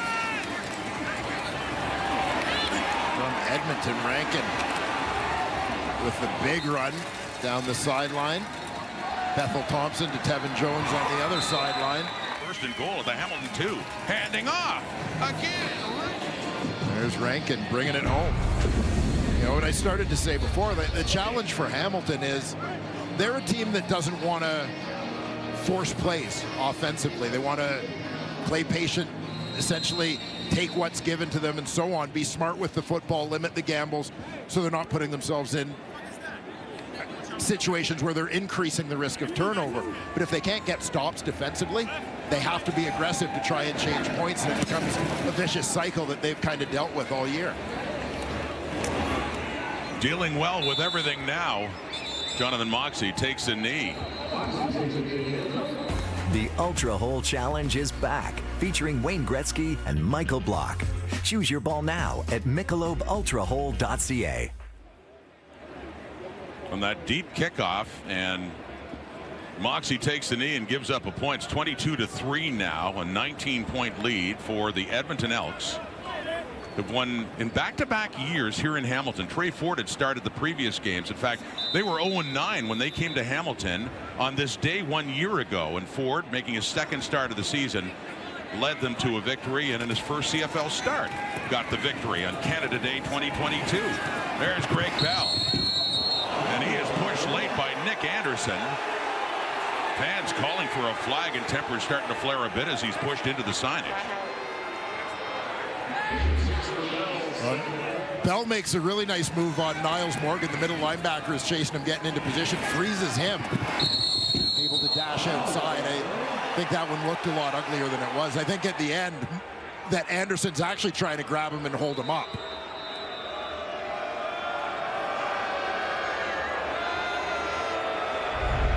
the Tim Hortons faithful still thinking it should have been a penalty. 2nd and 4, the Hamilton 46. Ticats in a deeper hole now. Bo Levi Mitchell, that's Keandre Smith again, and right at the first down markers, the sticks will move for the Ticats. And big for the Cats. Smith in the slot. Number 2 out to that left side. You see Kai Gray sitting on that out, let the outside receiver go. And that go route down the sideline.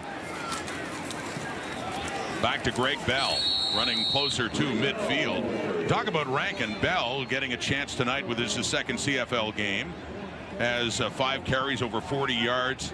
And he also had that big catch. It's 2 catches for 71 yards and a 63-yarder back in the first quarter that got them down close ultimately. It was a turnover that stalled that drive.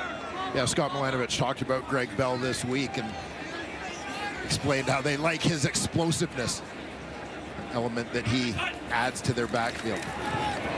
Some pressure coming as Mitchell gets rid of it. It is caught. Keandre Smith shy of the first down.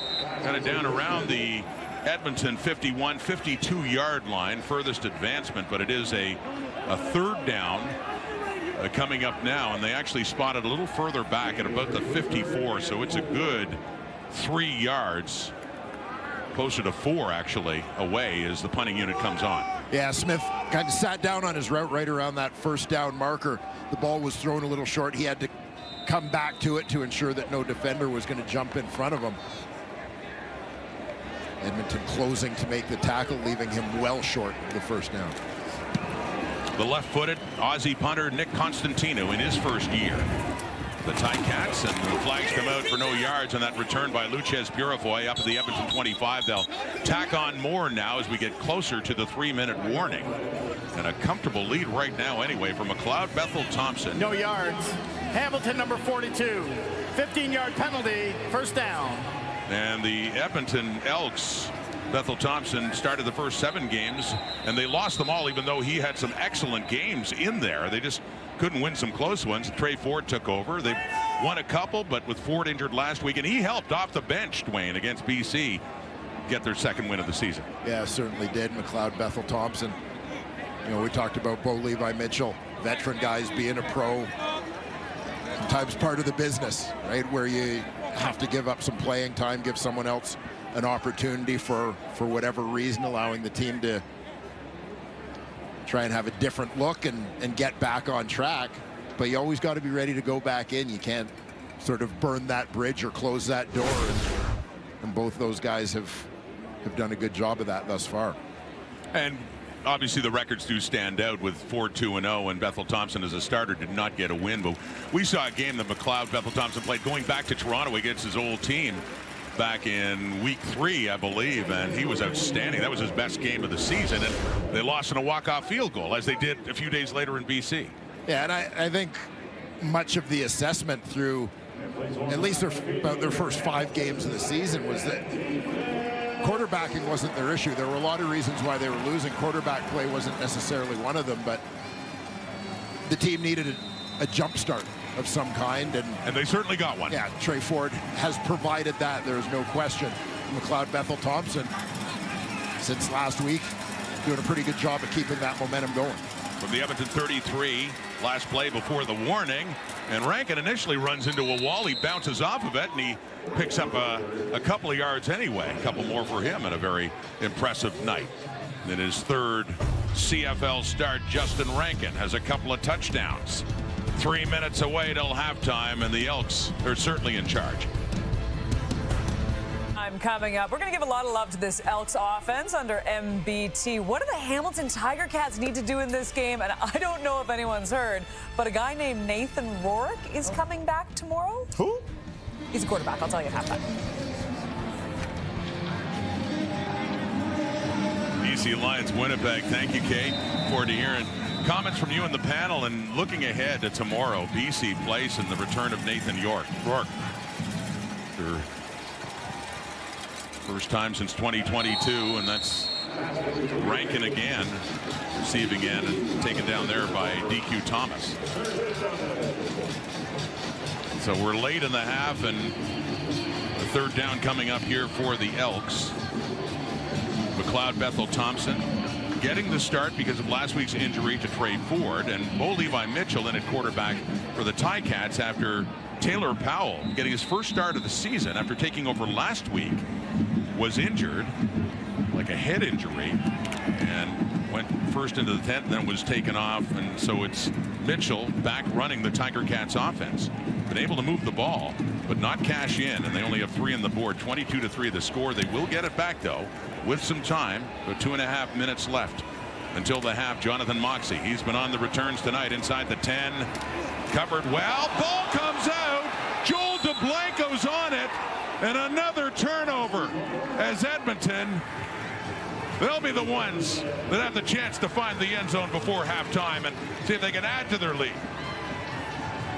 That kind of night again for Scott Milanovich. The rookie DeBlanco, the first pick taken in the draft, is the one who comes up with it.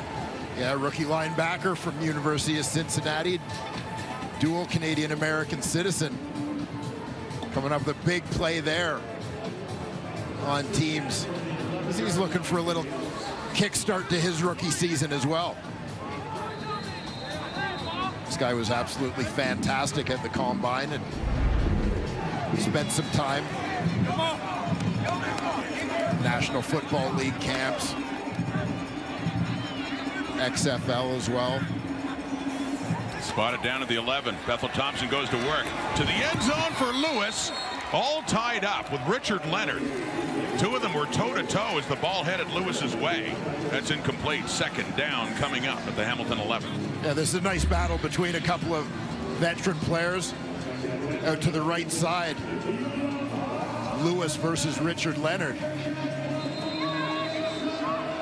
Veteran Leonard on the corner doing a good job, again, maintaining position, getting a hand free to make a play on the ball. McLeod Bethel Thompson suggesting he could put that one in a better place for Eugene Lewis to make a play on a smaller DB.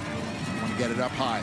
Still another chance to find the end zone. 2:10 on the clock. Hamilton 11. There it is. Touchdown Elks. Dylan Mitchell has it. That's his second touchdown of the season, and Edmonton is really pouring it on. He was wide open just inside the goal line. Another touchdown pass for McLeod Bethel Thompson.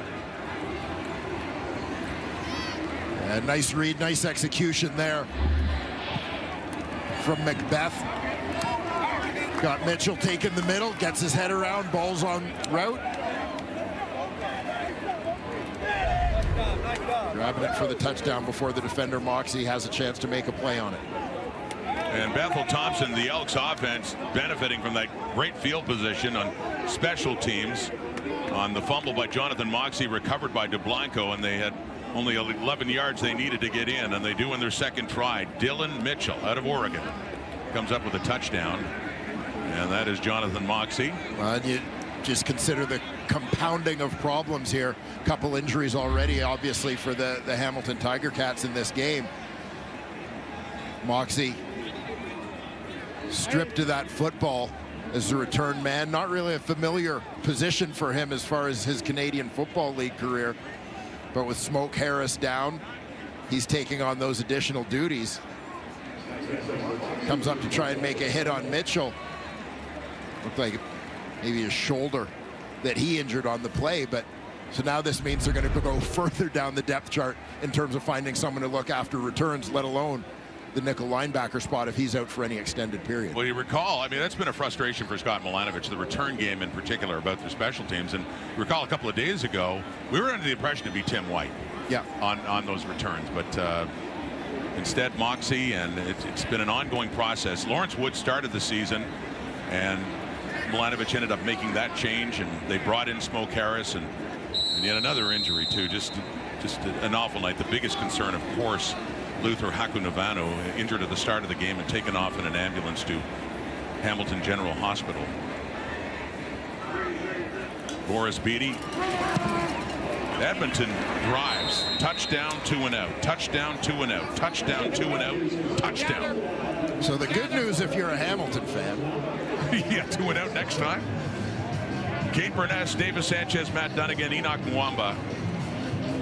You heard the them all talking about, as you did, the difficult circumstances for both of these teams coming back on the field after a delay right at the start of the game of over 35 minutes, and had to get focused and play again. So, you know, an understandable turnover at the start and that devastating hit on Hakunavanna, but still the bottom line overall as a team, that has been a big problem for the Ticats, ball security, and it's leading to Edmonton points. Yeah, and you look, you know, we talk all the time about complementary football, and you know, one of the elements of that I think sometimes gets overlooked is asking one of your three phases to do certain things based on what the strengths and weaknesses of the other two phases are. And this is part of the challenge in Hamilton, is there are a lot of new faces for them on defense.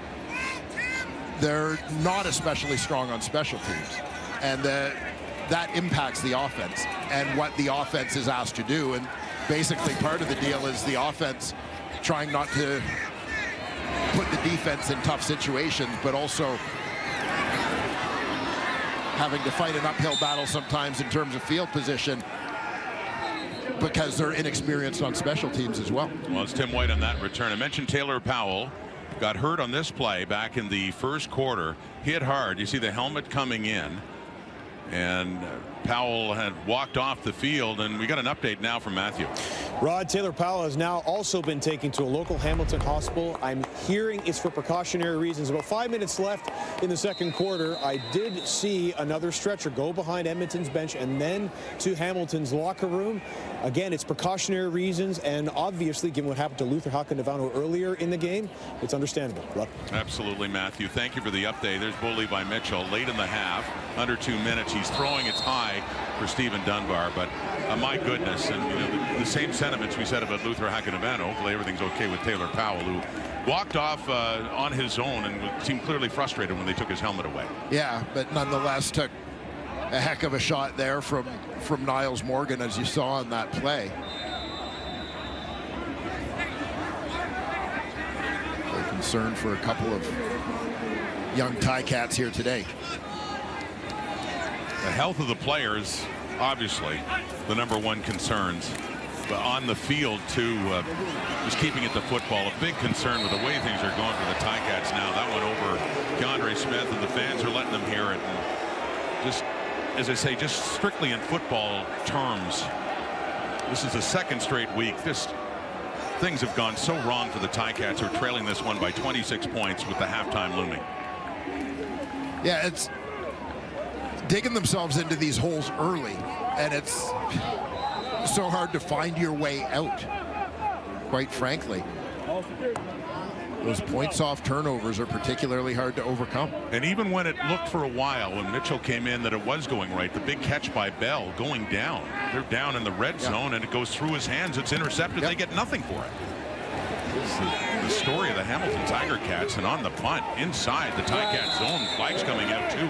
Gavin Cobb has it, but you're going to tack on more there.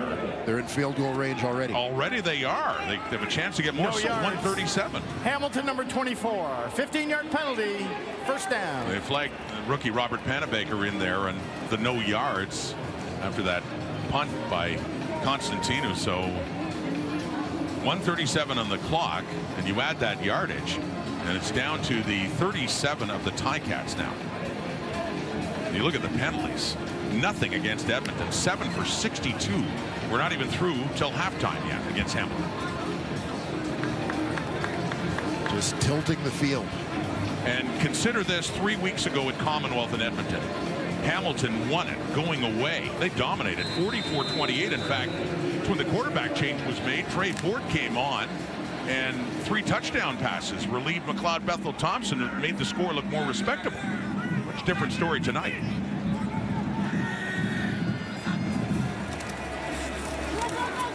Bethel Thompson rolling to his right, and it's caught. Gino Lewis down closer to the 20.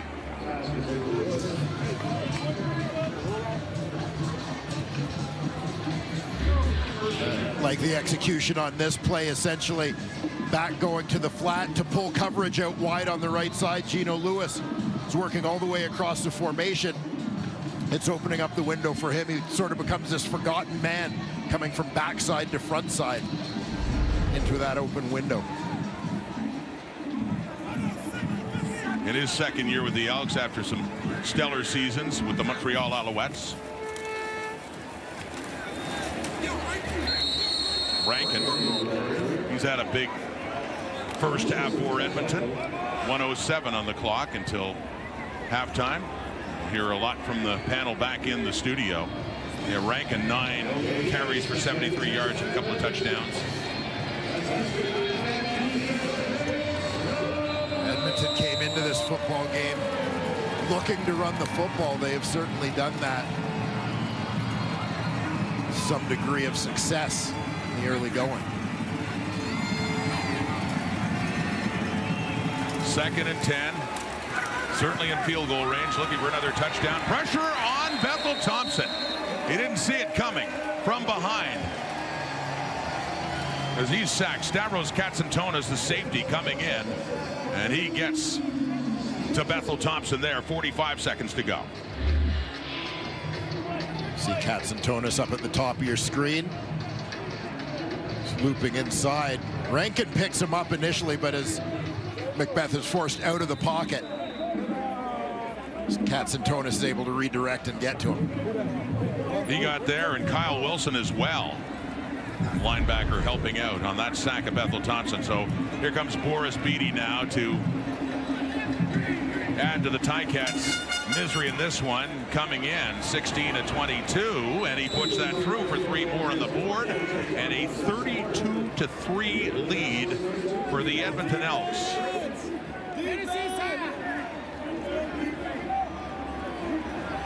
That ball, a valuable commodity. From Boris Beatty, he was 3 for 4 last week, but coming in and just 72.7% of his field goals made for Beatty. It's been a rougher year after being the #1 kicker in terms of accuracy last year when he was with the Argos, signing on as a free agent.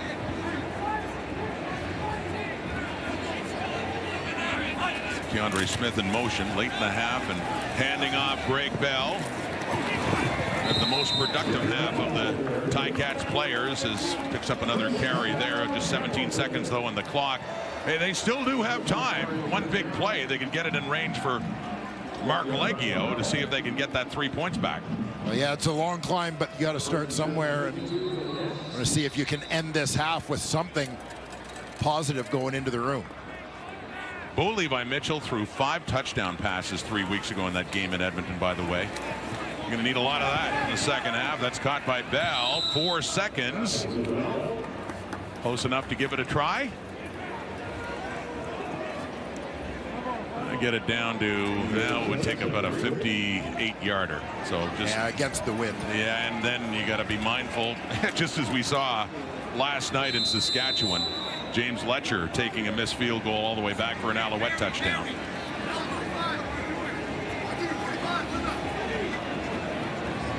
Quads into the boundary, probably thinking Hail Mary here. For Mitchell, who steps up, steps out, throws it deep. Deep look in a crowd, and it falls down incomplete with no time left in the first half.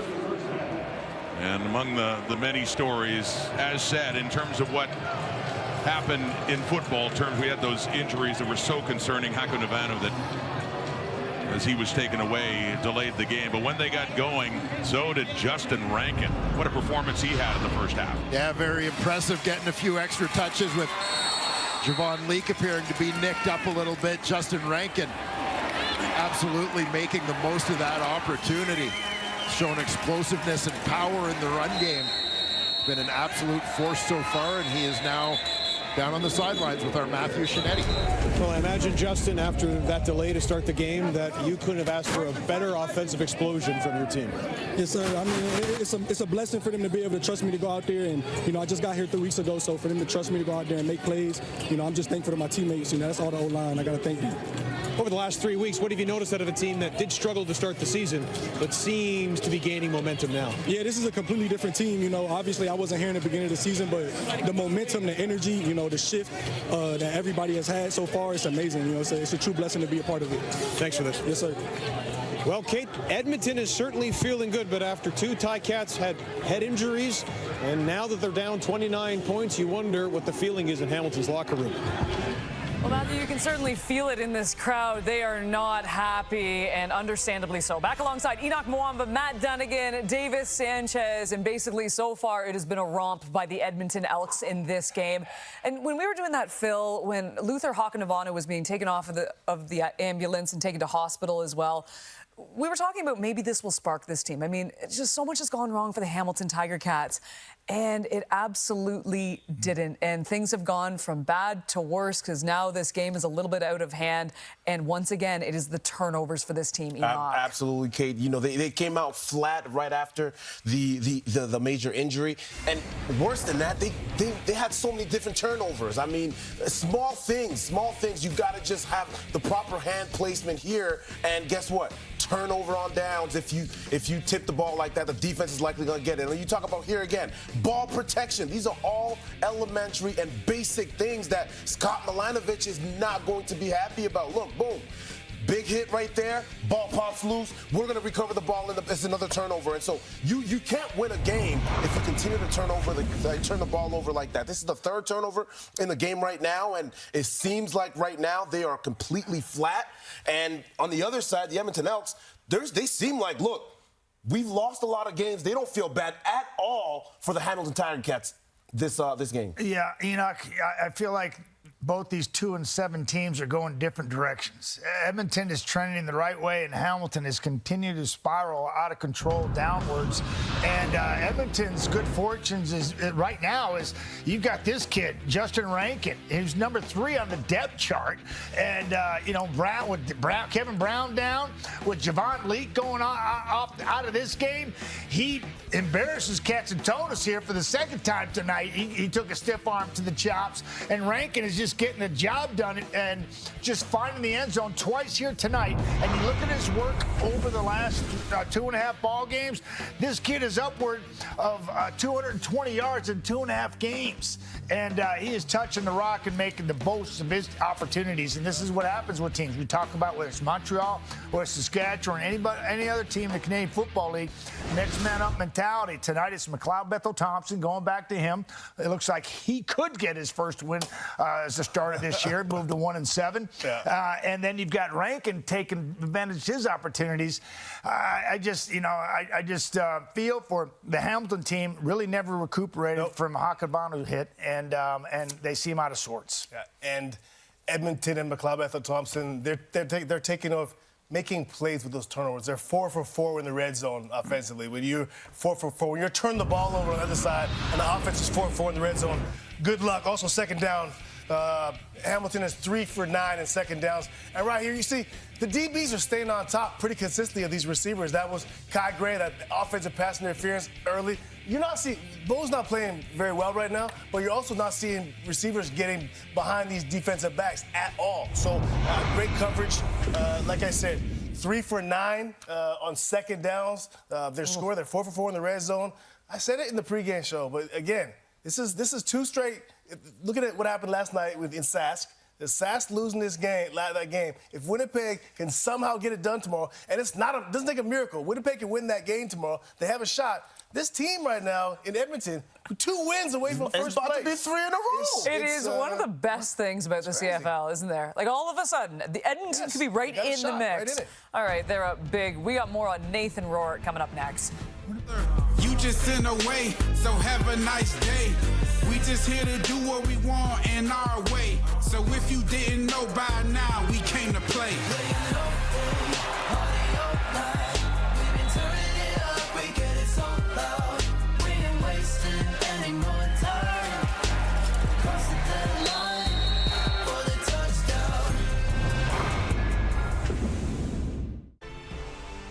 All right, Sunday Night Football, Week 11 wraps up with the Winnipeg Blue Bombers and the BC Lions pregame, 6:30 Eastern, 3:30 Pacific, kickoff just after 7 Eastern.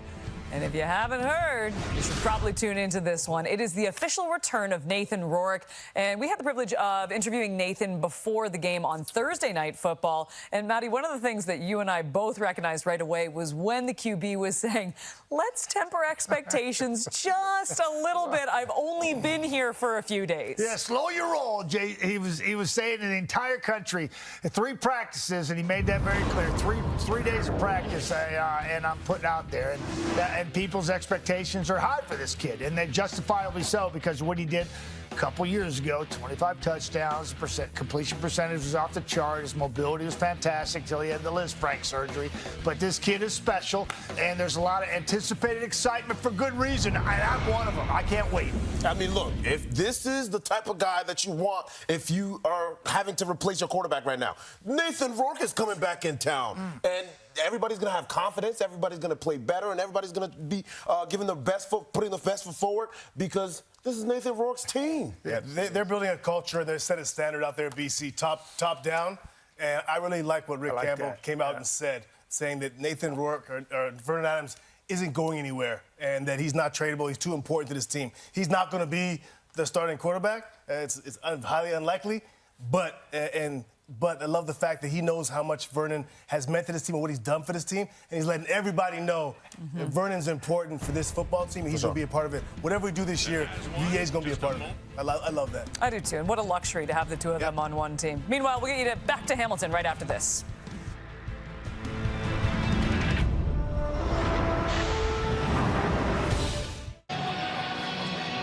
Back in Hamilton, halftime in their game against the Edmonton Elks, and it is going terribly wrong for the Ticats. Just look at the numbers at the top. That does tell the story, and it's actually quite in sync with what you see below it as well. I mean, anything that could go wrong has gone wrong for the Tiger Cats, as we hear from head coach Scott Milanovich with Matthew Shinetti. Scott, after that first half and everything that you saw, and obviously Luther and Taylor now going to the hospital, what was the feeling like in the locker room? Well, I think the guys always understand this is a dangerous sport at times. Luther was one thing. I think when Taylor went down, it took a little bit of the wind out of our sails, but we've got to regroup and say a prayer for those guys. Hope they're doing okay. How do you regroup now knowing that you're down by 29? You just got to go one possession at a time, start to get some points, play a little better, try to get back in the game by the fourth quarter. Thanks, Scott. Thanks. Obviously thinking of those injured players as well, Dwayne, but look at what went wrong on the field. A lot of things that transpired for the Hamilton Tiger Cats in this game. Yeah, I mean, the downer of the injuries, but also turnovers, some self-inflicted mistakes as well that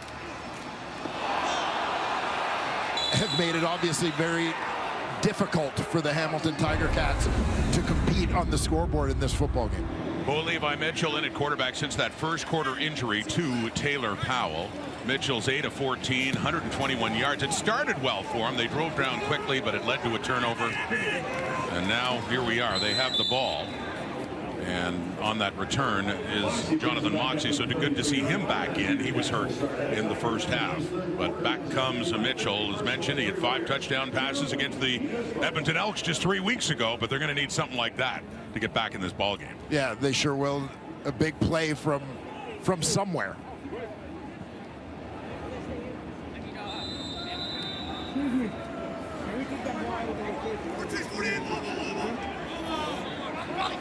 From the Hamilton 34.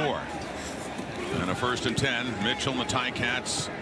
And deep down the middle, nearly intercepted too off the fingertips of Dunbar. And Luchez Purifoy among the Elks defenders there as he wags the finger.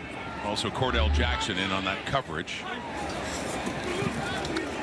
Yeah, Dunbar taking the middle here. Great coverage on the play from Purifoy. Again, this is the Cats being a little more aggressive than what is their game plan, because they have to based on the score in this football game. 29 points behind. 2nd and 10. 3 receivers to the right. Mitchell is looking that way and throws and completes it 2 to Dunbar. And he tries to work his way up closer with Derek Moncrief having him wrapped around the ankles. Not quite a first down. Dunbar, 1 year away from Hamilton, as mentioned, with the Elks last year. The Elks really went out last year looking to sort of bulk up their receiving core, bringing in Gino Lewis as well as Stephen Dunbar. And he had a fond return to Hamilton 1 year ago today with the Elks. In that weather-delayed game, he scored 2 touchdowns against his old club, and then back in black and gold this year. From the 43 and a 3rd down and 1. It's Greg Bell in the carry, and he does have a first down up across the 45-yard line early here in the second half. 2 2-7 teams, and one of them is looking a lot more like a winning team right now compared to the Ticats are. Yeah, Edmonton momentum certainly going in one direction, having won their previous 2 games. Hamilton coming off back-to-back losses to Montreal. Just trying to get things back on track here. Ticats at the 45. First down. Mitchell, time to the right, and tied up again and wanting a flag is Giovanni Robinson. Darius Bratton was with him and tied up, and Robinson can't believe it. Said he had his jersey tugged. There is no flag on the play. From our vantage point, I'm a little surprised not to see a flag on that one as well, as the defender appeared to be tied up with Robinson well before the ball arrived. Hamilton is challenging that there was defensive pass interference on the play. We'll review the play. As you heard, Milanovic has thrown his challenge flag on this one. Yeah, again, initial reaction there you see Darius Bratton kind of pulling on Giovanni Robinson.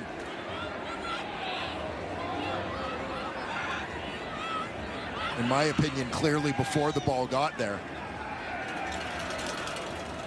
Now, as we've been saying this week, in light of recent events, last week a tough one for the CFL officiating caller command center, but they're only going to be overturning things that are just really egregious. You're not going to see the overturns on things that at game speed you can't tell if it's PI or not, but on something like this where it does seem to be a little more obvious, you can see the hand on the jersey.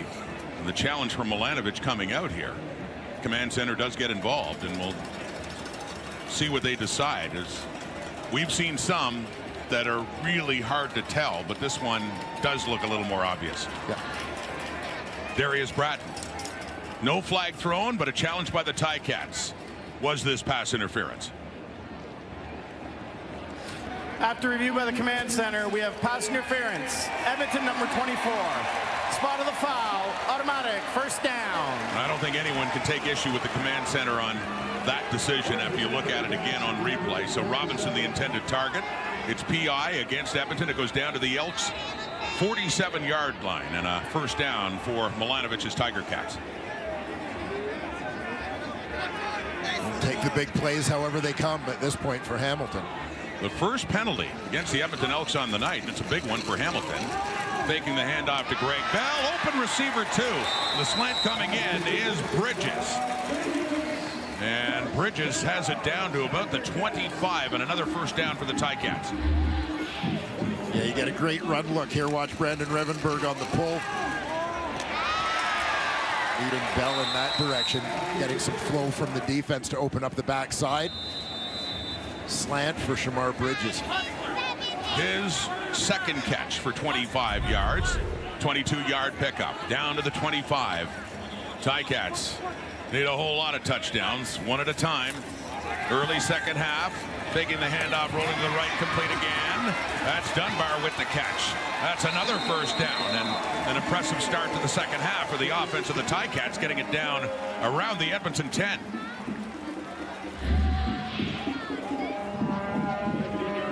Cats continuing to capitalize on a little bit of momentum from that first Edmonton penalty of the ball game. Nice effort there after the catch from Stephen Dunbar. Dunbar, 3 catches on 8 targets for 29 yards. That's 15 he picked up there, and gets it down to the 10. Jason Shivers, the assistant head coach and defensive coordinator for Edmonton. They're being tested right now on D. A 1st and goal for the Tiger Cats. Looking for their first touchdown of this game. Little pump fake to the left. Flag is out as Mitchell throws into the end zone. It's incomplete. He had some time on the move, and then you saw that flag thrown behind him in the Tiger Cats backfield.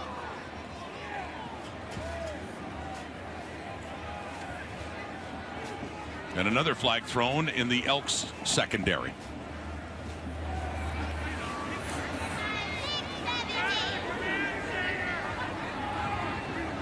We have a flag on each team on the play. We have holding, Hamilton, and illegal contact, Edmonton. We'll replay the play. So the penalties cancel each other out. Take a look at the line of scrimmage first. Elliott Brown goes inside on Jordan Murray, the left tackle. Gets held up. That's the first flag. And we'll see Kai Gray in coverage on Shamar Bridges. I think the flag went against Gray, although it appeared to be Nick Anderson who delivered the contact. So again, first and goal from the 10. It's caught at the 5, and then down to about the 2.5 yard line. On that play, Keandre Smith. He was open. Mitchell got it to him, and a second and goal coming up as the Ticats get that much closer. Yeah, quick hitter here. A couple of receivers, as you see, very close proximity. Not sure that's quite how they drew it up. Nonetheless, positive play for the Cats. Taking the opening kickoff to start the second half and marching it down to the Edmonton 2. It is a second and goal. 29 points behind the Hamilton Tiger Cats. Handing off, touchdown. First touchdown of the night for the Ticats. And it is Greg Bell getting his second start as a Ticat in for James Butler, who's injured and off, and cheering them on right now is Bell finds pay dirt. As said, the only way they can look at it right now is one at a time. Yeah, great way to start the half for the Hamilton Tiger Cats. Greg Bell punching it in after a pretty good looking drive from Bo Levi Mitchell and the Cats offense. And so that makes it 32-9. And they will be going for 2. Pick up as many points as they can and close this gap. It's after a 9-play, 76-yard drive to open up the second half, and we're now for 5 minutes taken off the clock.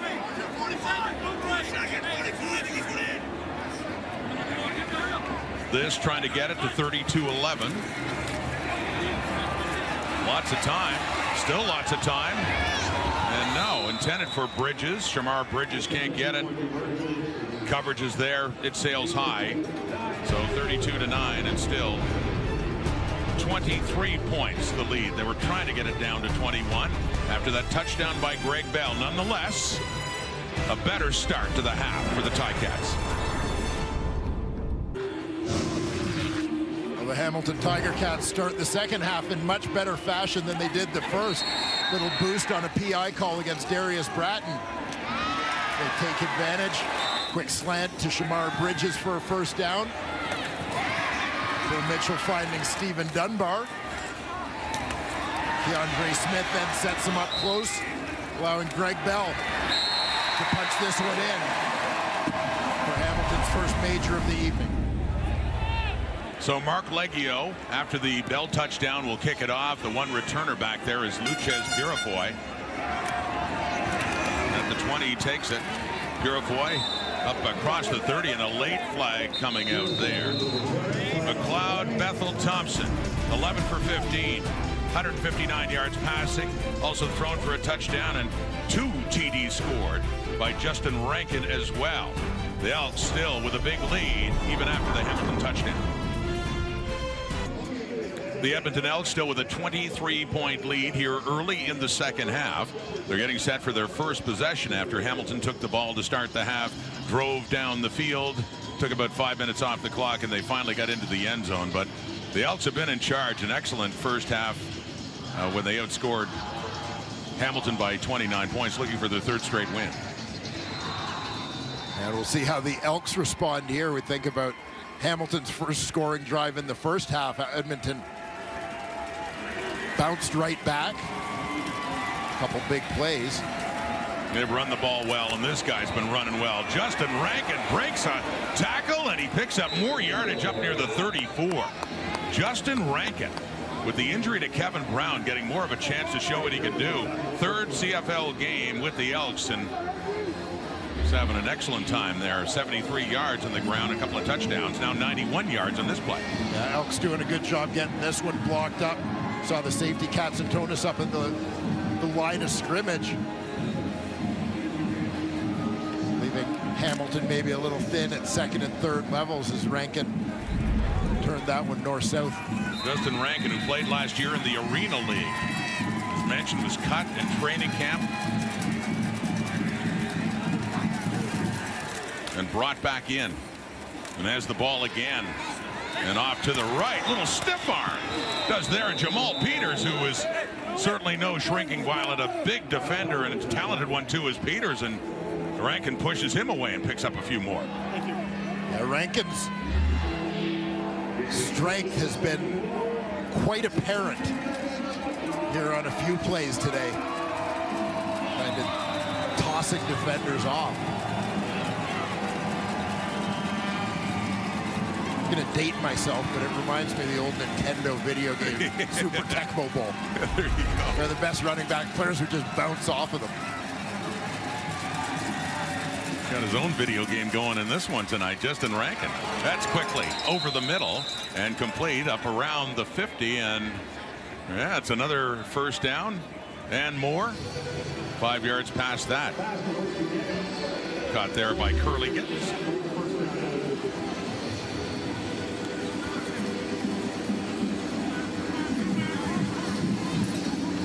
There with a blitz coming, quick release from the veteran Bethel Thompson.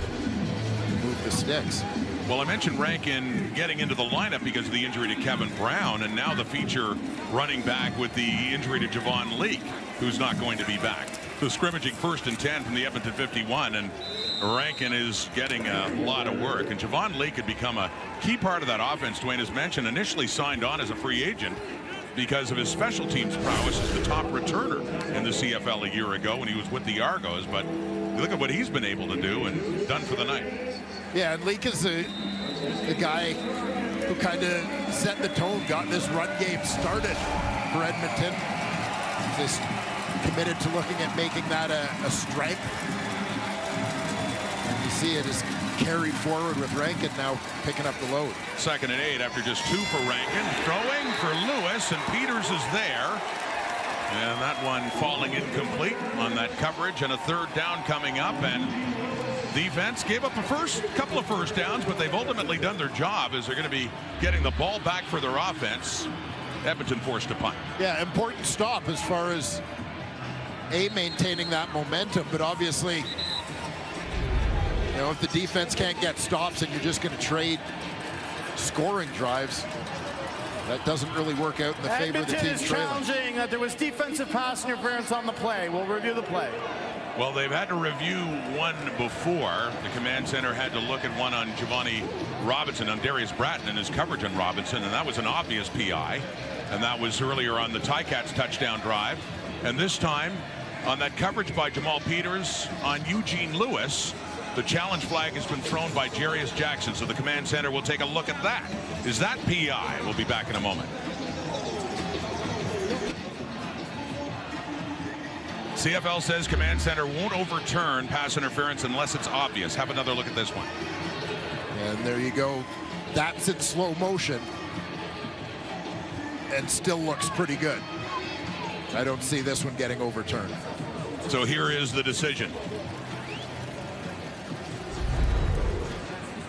After review, the ruling on the field stands. Edmonton will be charged a timeout. Be 3rd down. So the message was out. If there's anything that you have to slow it down to see, if contact was first, as opposed to, you know, watching at game speed, live speed, and it doesn't look like it, they're not going to overturn or consider that pass interference. Yeah, I mean, the game's not played in slow motion. You can't officiate it in slow motion. To me, it has always been as simple as that.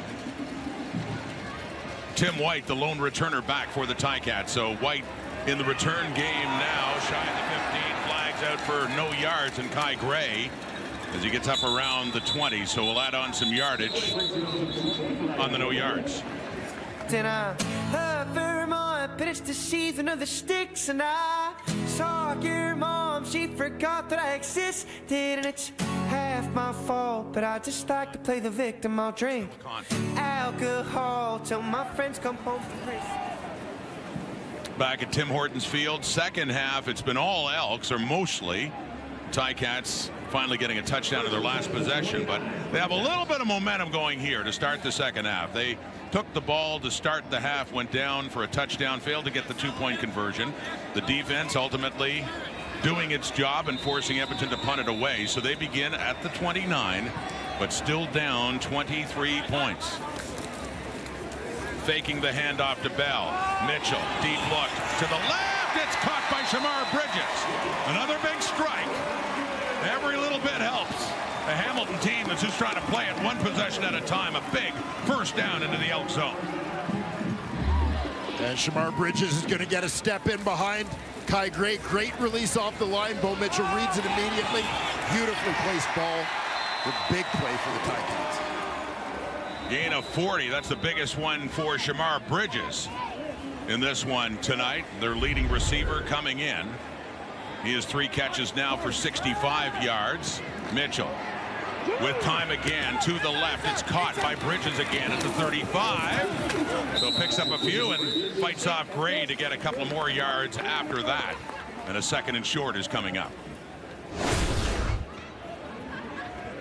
He's been quite a story. One of the top rookies really we've seen so far. And that's his pace so far. 56 grabs through 9 games. Pretty impressive company. Love some of the old school logos. Yeah, I'm sure Matty likes seeing that. The old Birmingham Barracudas in there too. Greg Bell again, and upended, but a flag comes out, taken down by Cordell Jackson. Holding. Hamilton number 60. 10-yard penalty. Repeat, second down. But the right tackle, Quentin Barrow, is flagged for the hold, so that negates that gain by Bell.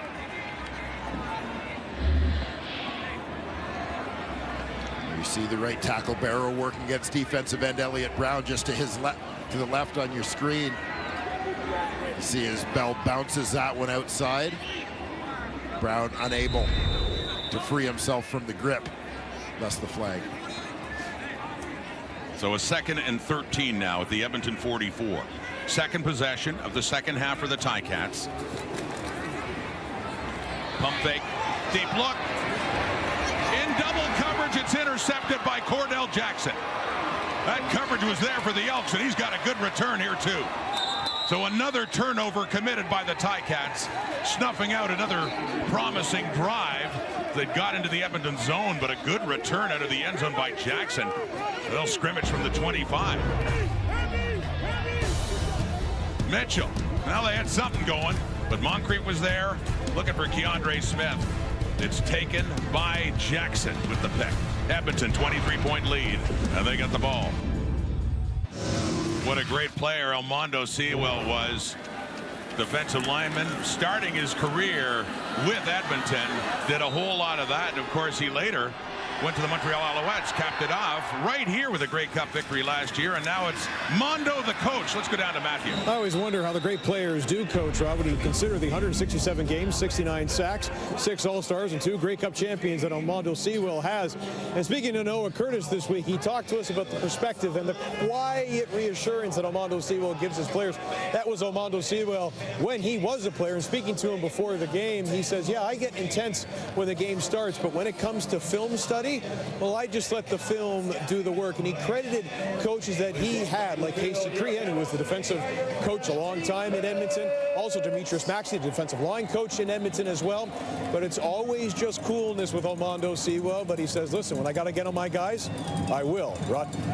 Ate up a lot of double teams in his career, too, Matthew.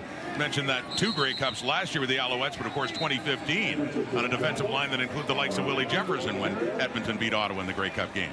Yeah, impressive groups. I think pretty well any D-line that Elmondo Sewell was part of was going to be impressive. Always terrific, leading by example. A lot of people view him as a run stopper, but established himself as one of the top interior pass rushers for much of his career as well. It didn't as a player necessarily end well when he left Edmonton for Montreal, but Edmonton was always home, and it's great to see that he came back and coaching now with the Elks. And that's thrown up to the 30 now. After the interception, the third one of the season by Cordell Jackson, by the way, but that's Dylan Mitchell with another catch, but it's third down coming up here for Edmonton. An opportunity here perhaps for Hamilton to get decent field position. And Tim White back to return now. Jonathan Moxey had started the game in that role with Smoke Harris out of the lineup. Moxey banged up a shoulder. As you can see, ruled an incomplete pass on that attempt to Mitchell, so the third down and long. So despite the pick, Hamilton and a short punt by Jake Julian, the top punter in the league, but that one kind of gets away and out of bounds as it's just around the 50 of the Ticats, so a pretty good place to start, all things considered here. Kylian Mbappe set to make his La Liga debut as Real Madrid takes on Mallorca. That's tomorrow, 3 Eastern, noon Pacific on TSN. Mbappe. Just rolls off your tongue. It does. What a player. Bo Levi Mitchell. Quick strike to Shamar Bridges' last drive, but snuffed out by a turnover. Hamilton 50. Ticats can move the ball, but well, he has to throw it away. Noah Taylor was just bearing right down on Mitchell, who had to rush that throw. Incomplete, second down. Get a look at Noah Taylor coming off the edge. Long, lean defensive end. Nice little shoulder dip there. Get underneath the block. The rookie at North Carolina. Virginia before that, and saw 17 sacks in his college career. Second down and 10. Mitchell. Oh, he finds an open receiver. It's Keandre Smith again. And a first down at the Edmonton 40. Getting late in the third quarter. 3 minutes left in it. The Ticats moving again. Keandre Smith working from the slot.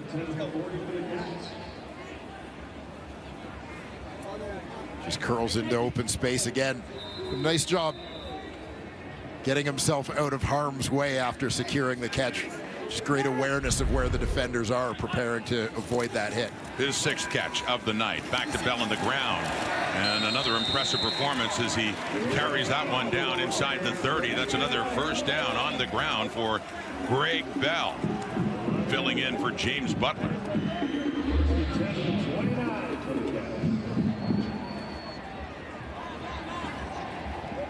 You see a little bit of the burst there from Greg Bell.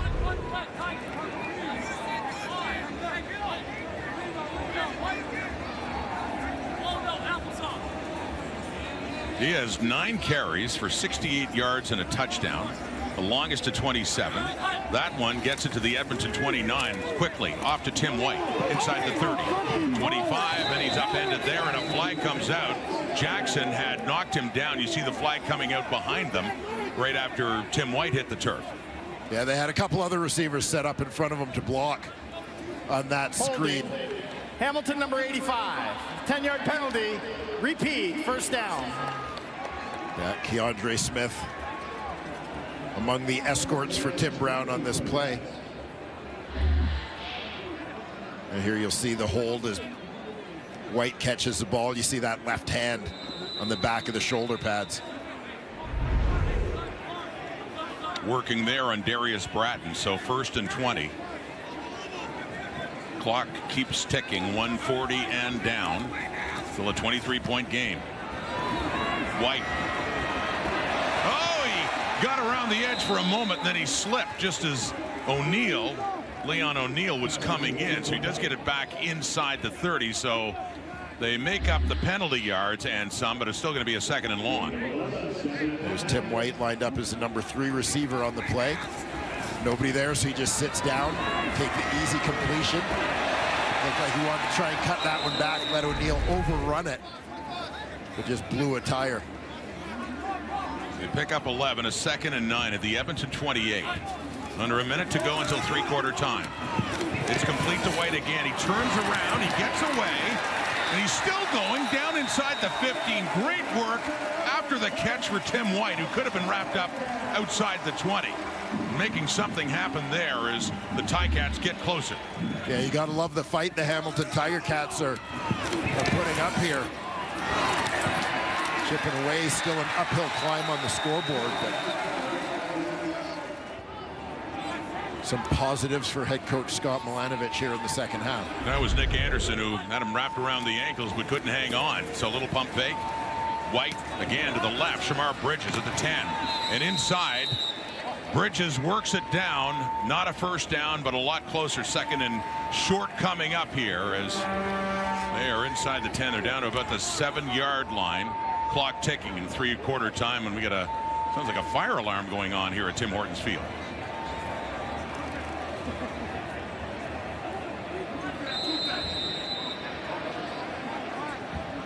A hot and hazy night. Had rain earlier. There had been a slight chance of a thunderstorm. Thankfully, we haven't seen that. No rain coming down. It was a big storm a year ago on this day between these two teams that delayed the game by 90 minutes. The throw! Touchdown! Bell again! Much needed major score Hamilton to end the third quarter and get it a little bit closer heading into the fourth.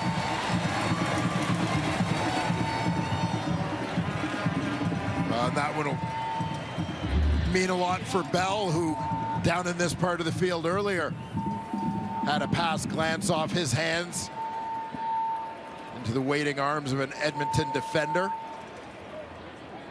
Elks turned that turnover into a 106-yard drive for a major of their own. A little bit of redemption here for the Ticats running back. Now it's 32-15. Last time they went for 2, and this time wisely going for 1. Because if you can get it to a 16-point game, Mark Leggio does, it is 2 possessions. So 16-point difference now at 32-16. The Elks still in control, but when it was a 29-point lead, the Ticats have at least been closing the gap in the third quarter, despite that interception in the end zone.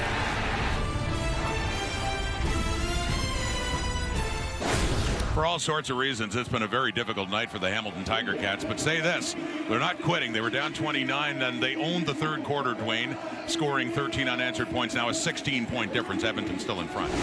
Yeah, and we know often games here at Tim Hortons Field, the win can be quite a factor. The coin toss often deciding outcomes.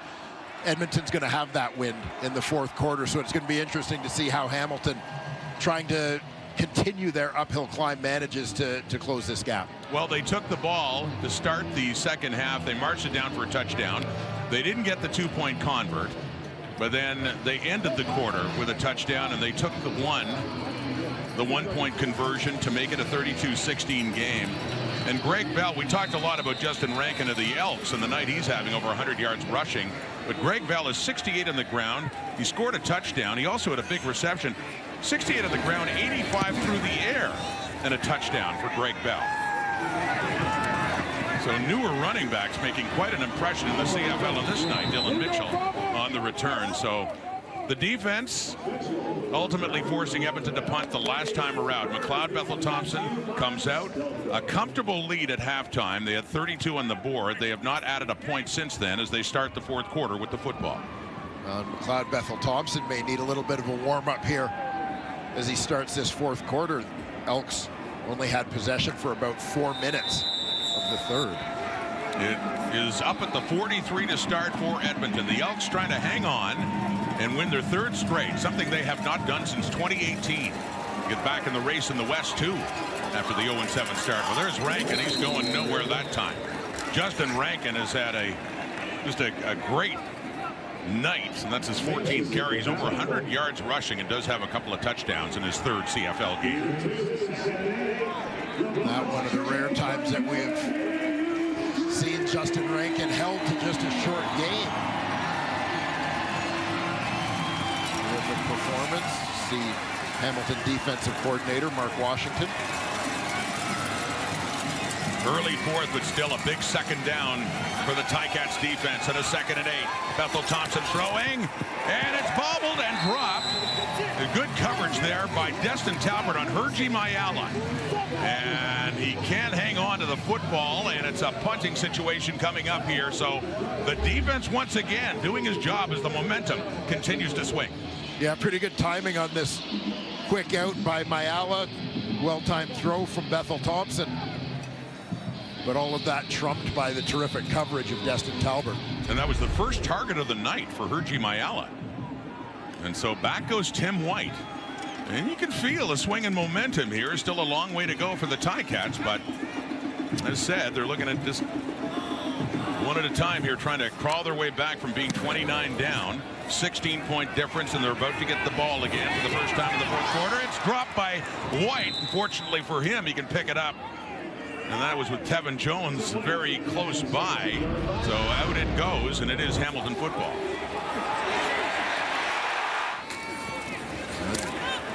Look at some of tonight's body of work from Ticats running back Greg Bell. Getting it done on the ground and through the air. If they're going to continue this comeback, he'll be a Hamilton significant number part of it. 98. We have first down. And the rookie Luke Brubaker has called a misconduct foul against him that'll push the Ticats back. Looking at a really long field now inside their 10 to start this drive. And we've seen the misconducts create some roster challenges for a couple of teams in recent weeks. Hamilton ended up with Casey Sales playing O-line in Montreal last week. Before that, it was Ottawa left without a running back. Bell to the 10. He gets it up. It picks up about 5 yards. Gets it up around the 15. Just a little bit shy of that. Big second down coming up for that offense for a couple of reasons. Obviously being behind, but also field position, Dwayne. A big challenge made that much bigger for the Tiger Cats. Going against the wind. They can't convert here. Might be punting from around their end zone. Mitchell. It's caught. It's Keandre Smith up across the 20. Big first down Hamilton as this drive will continue.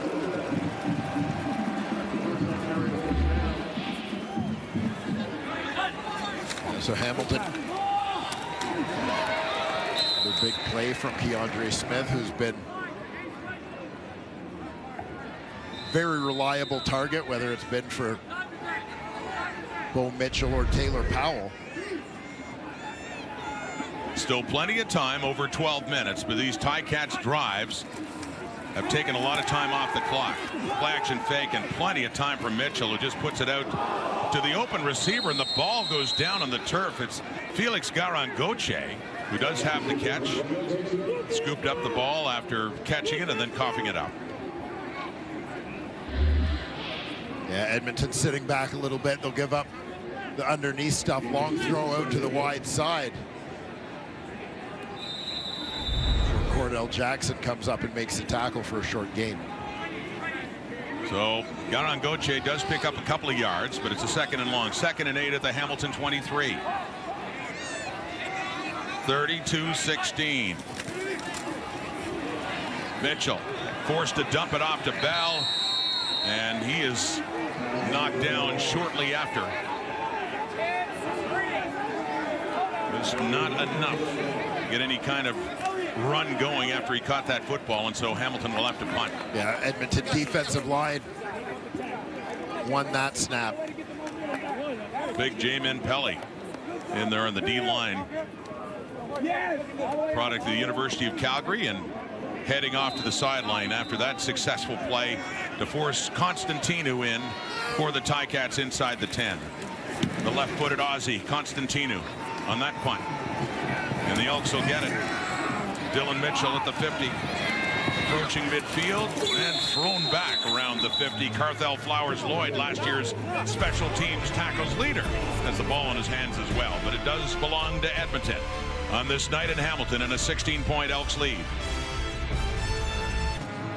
Among the many watching tonight, several members of the Niagara Nitro.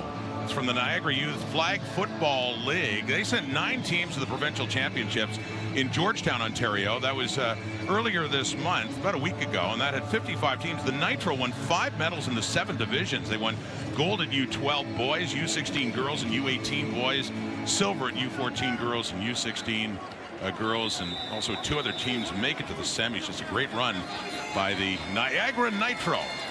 Niagara Youth Flag Football League in attendance tonight. Edmonton football, Justin Rankin spins off, 1 tackle, but he gets wrapped up. Kyle Wilson, the leading tackler for that Tiger Cat defense, comes in and takes him down. And evaluate some of this action, Dwayne Ford, earlier before the game. Great to see so many youngsters getting involved in the game of football in its many different forms. You know, I'd like to see a little more ball security there. Well, you know, you got to cover up the points, but you know what I'm thinking? All kinds of athleticism out there, and they look like they're having a ball. I think when the studio checks out all this, could it be straight fire coming up next week? Could be. You never know. They submit the highlights for another episode of Straight Fire. Niagara Youth Flag Football League. That is caught. Coming back at that hitch is Gino Lewis. Gets it inside the Hamilton 50. And it looks like he does have a first down for the Elks. And that's a big one, because we're really starting to feel the swing in terms of momentum in Hamilton's favor in this ball game. Giving Justin Rankin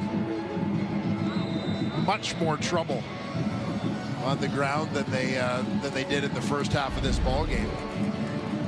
Eugene Lewis, one of the veterans, leader of this team, comes up with a big play there. Lewis with 5 catches for 93 yards now. 1st and 10 at the Hamilton 47. There's a deep block. Down inside the 20. It is caught. What? Hergy Mayala.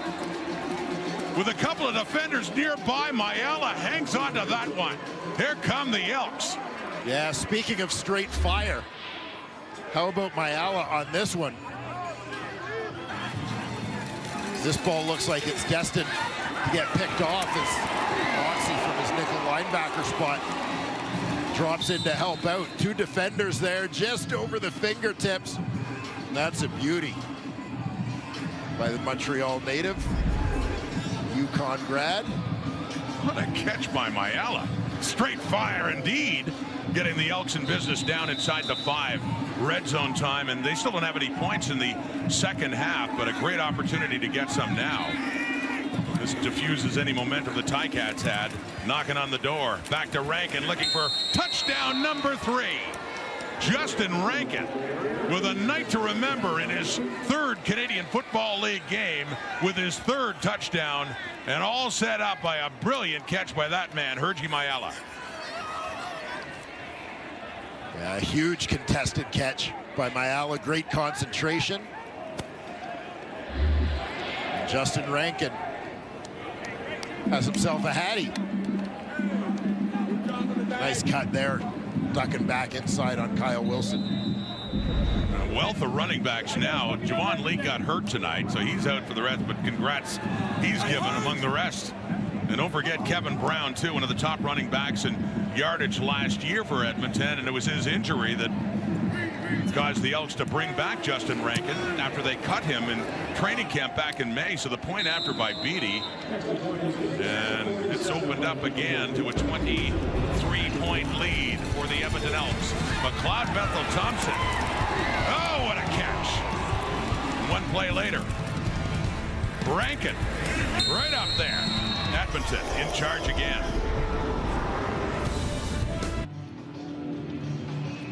Niagara Nitro mentioning their attendance tonight and getting a little involved in this point after by Boris Beatty, Dwayne.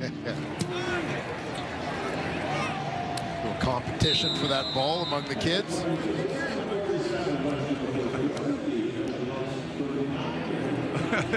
Hey, it's her ball, and they're still going in trying to take it. The souvenir from Boris Beatty and Niagara Nitro. Little gift in their attendance here at the Tiger Cats game tonight. And Tim White on the return after, oh my goodness, a good hit coming in there. It's Edmonton Clements out of Nebraska from American Samoa. And on special teams, his first year with the Elks, and he really has a hard hit there on Tim White. First overall pick in this year's global draft, part of the CFL Combine in Winnipeg back in March. Definitely making an impact there on special teams. Maga Clements. So the tackle has Hamilton scrimmaging at the 30, and they're down once again by 23. They had 13 unanswered in the third quarter, but that touchdown taking some of the momentum away, and then trying to screen it off to Bell, and he was covered. It falls incomplete. It's a 2nd and 10. Yeah, Sean Oakman was all over that one. The big defensive tackle just attached himself to the running back on that play. Bo Levi Mitchell initially wouldn't have figured he'd be playing in this game. He was benched early in Montreal last week. Scott Milanovich made it clear going forward. His quarterback is Taylor Powell, but Powell in the first quarter got hurt. Got hit the helmet and taken to hospital, as we heard from Matthew Shinetti earlier, for a head injury, and caught by Keandre Smith. Of course, just an awful night for the thinking of the health of Tiger Cats players, and in particular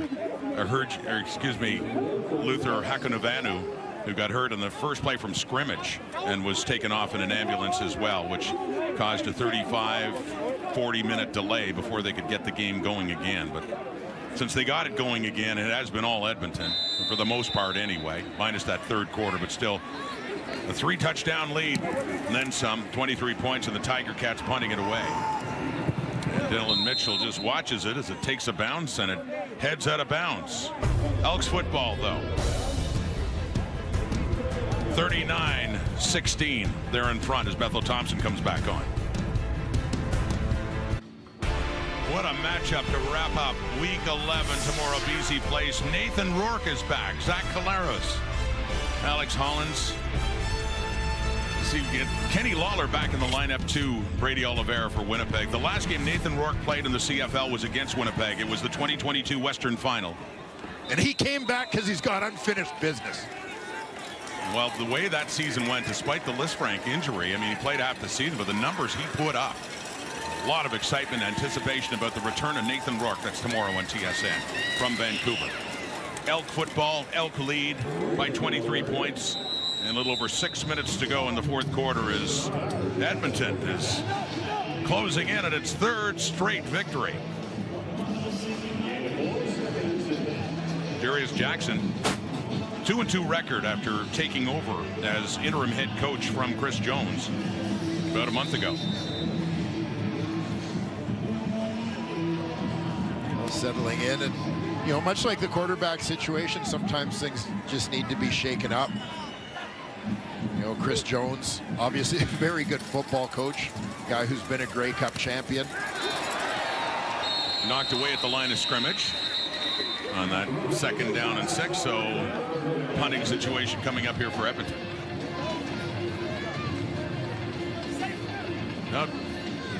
Yeah, Jones had taken over in 2022 and made a lot of changes, but brought in a lot of good players too. But he did have, especially this year, the frustration of being so close so many times, but just not getting the victory. And just not getting over the edge, and the feeling that something had to change. But Coach Jones, one of the most creative thinkers in the CFL in a lot of years. I have great appreciation for Chris Jones, but it just wasn't working out in this situation. No. About to go to 3-2 with Jarius Jackson, heading down to about 5 minutes to go. The punt for Tim White down inside his 5. And off to the left. Finds a bit of an opening as he gets it up across the 25. Olivier Mwembi involved in the special teams tackle. Trey Ford, well documented the influence that he has had. Look at this stat. The Elks are 0-18 without Ford since October of 2022, without Trey Ford making the start. And that is about to change tonight, you have to think, with the lead they have. as Ford couldn't play, and McLeod Bethel-Thompson, who started the season at 0-7, came off the bench and helped with that win last week. But this would be the first time since 2022 that they would win a game with someone other than Trey Ford starting at quarterback. And Larry Thompson looking to go undefeated. He will as be. Edmonton Elks owner. He's closing in on going 1-0, Larry Thompson. And 75 years, the great history of Edmonton in the Canadian Football League, and they now have private ownership with Larry Thompson, a long-time CFL fan, season ticket holder in Edmonton, going back to the Clark Stadium days. That's the 70s and even earlier, and has seen a lot as a fan, and is now the owner of the team, private ownership for the first time for Edmonton in the Canadian Football League. 2nd and 10. Harrison Frost is the quarterback now for Hamilton, the 3rd stringer, and he completes his pass now to Shamar Bridges up at the 45. First down. Harrison Frost. Good opportunity to get some reps for the young guy. A little bit of experience that may prove valuable down the road. Product of West Georgia.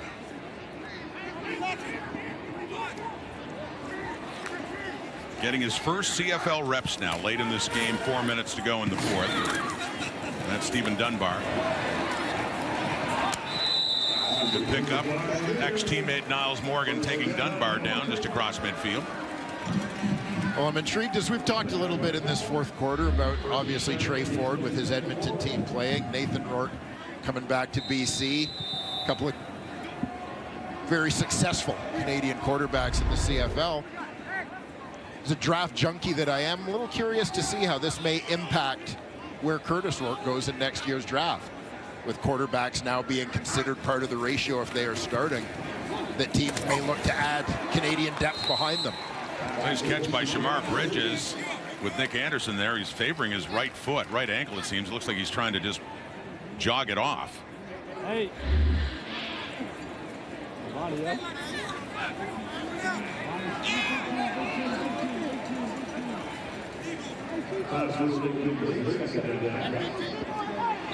It looked like it hurt. Yeah, to your point about Curtis Rourke, though, well taken, and very good college career. Be curious to see the impact, as you say, Nathan Rourke, Trey Ford, and Ford out of the Canadian University System 2 playing nearby at Waterloo before going to Edmonton. Drafted a couple of years ago, flag out, late after the catch by Dunbar. Leon O'Neill is questioning the decision. Pass interference, Edmonton number 32. That penalty be declined. The result of the play is a first down. So, doesn't matter anyway. They can decline it. The catch was made. 3-minute warning given for the completion. Harrison Frost for the Elks getting closer to their 3rd straight win. Back here at Tim Hortons Field, Edmonton Elks in charge and about to pick up win number 3 on the season after they lost their first 7 straight. And the way the West Division has gone, don't assume anything. Edmonton can get right back in this race. Stampeders losing this week. Saskatchewan Roughriders losing as well. BC's got a tough one against the Bombers at home tomorrow. And crazy as it sounds, here comes Edmonton to go to 3-7, and they could get themselves. They have a tough one next week in Montreal as Hamilton gets ready to go to Winnipeg next week. But you know, 1 week at a time for the Elks. When it looked like the season was lost, that isn't necessarily so, and it's looking like a different story right now for the team they're playing tonight. Well, yeah, frustrating run obviously for the Hamilton Tiger Cats. You know, these last couple weeks in particular, just early mistakes, turnover issues, penalty issues, getting them in trouble. That's tough to overcome. Harrison Frost, the quarterback for the Ticats, he completes that one to Tim White. White has it down inside the 20.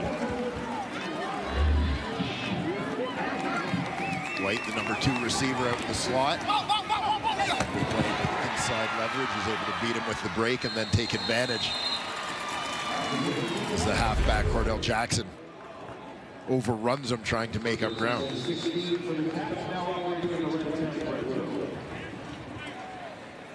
Harrison Frost, first year in the CFL, and his first taste of CFL action tonight. The third string quarterback looks to the end zone, nearly had his first CFL touchdown pass to Shamar Bridges, but Kai Gray is there to break it up.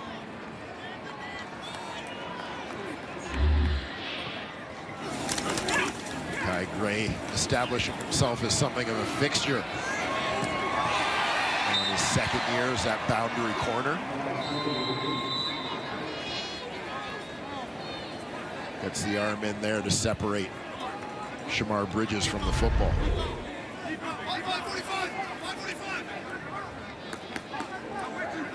Getting Frost some experience as Hamilton gets closer to that Edmonton end zone. Facing the heat, and he dishes it off to Bell. Greg Bell gets it inside the 15 down to about the 12. Third down coming up. Well, Scott Milanovich, this has been tough. First season back as a head coach after some success in Toronto from 2012 to 2016. He'd been away for 7 years. He came back as an offensive consultant to help out Orlando Steinauer last year and really got a chance to work with the quarterbacks this time around as a head coach with Bo Levi Mitchell and Taylor Powell, and making that decision to make the change last week in Montreal. But Powell got hurt tonight, and now Frost is in, tries the end zone again. Touchdown, Shamar Bridges, and the first touchdown pass thrown by young Harrison Frost. That was a nice escape from the pocket by Frost. Recognizes the rush coming, kind of sucks it in.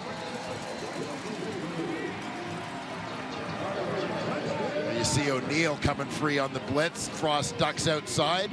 Good recognition by Shamar Bridges as his quarterback gets on the move. He takes off out wide for the back of the end zone. Frost lays it in there for the major. And their leading receiver, Shamar Bridges, who picks up his fourth touchdown, and this is rookie season for the Hamilton Tiger Cats, but comes at a point where this is pretty much decided Edmonton's way. And they'll go for two. See if they can cut it down to 15, which they don't do. That one falls shy of the intended receiver, Keandre Smith. So 39-22, 1:26 on the clock. Academic now for the Edmonton Elks. Quite a different story, as mentioned 3 weeks ago, was Hamilton completely in control in Edmonton. There's Frost once again with the escape. Shamar Bridges on the route, gets his release and then redirects as he sees Frost scrambling to the outside.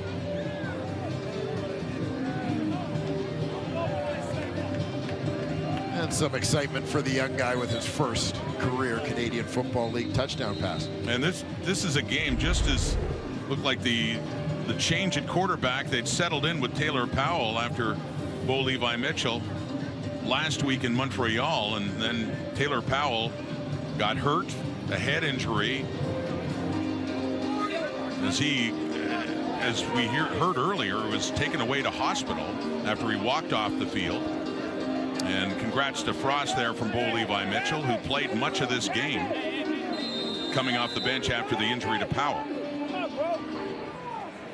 So the short kickoff, you go the other way, try to trick the Elks, but Tevin Smith takes it. He's got a good run coming back here. Smith pushed out right at the 5, or excuse me, Tevin Jones, pardon me. Smith, Jones, used to get it all the time. It used to be Tavon Smith in Edmonton. There you go. Thank you for helping me out. Tevin Jones, pardon me. Tevin Jones with it, and nearly had himself a touchdown. Heads up play to recognize that he had a lane to the outside.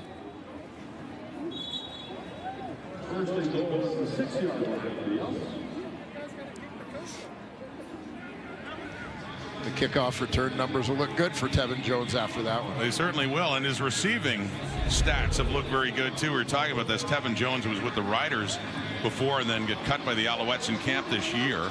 And he has just one catch tonight for 28 yards that helped set up a touchdown. But he's been targeted 10 times and he has 10 catches. You know, one of the other things that has stood out to me about him, and I tease Milt Stiegel about this all the time, receivers playing special teams. Frankly, a lot of times they don't, outside of being returners. Tevin Jones has come in, again, big body, physical guy, has come in 5 special teams tackles already as well for Tevin Jones, in addition to his contributions on offense. So it's a 1st and goal. Claude Bethel Thompson throws another touchdown pass, another TD to Curly Gittins Jr. They've combined a few times this year, and they certainly did in their days together with the Argonauts before that. Easy one. But yeah, you heard easy one. That was an easy one for Edmonton, and a night that has just about been easy for them by the looks of things quite a bit at many moments in this game. You know, and a big night for McLeod Bethel Thompson when you consider the season he's gone through. We've, you know, talked a lot about the frustration, the ordeal for Bo Levi Mitchell here in Hamilton.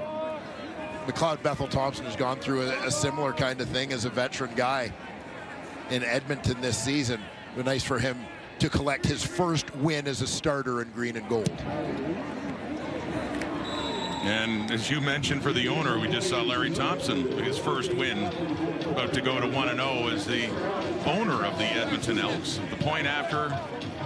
And by the way, the Elks 6 for 6 in the red zone tonight. Get down close, they've been perfect. And Jarius Jackson about to go over 500, a record of 3-2, as the head coach on an interim basis, at the very least, and liking what they've done so far with Jarius Jackson. And look at this, 3-7, 6 points.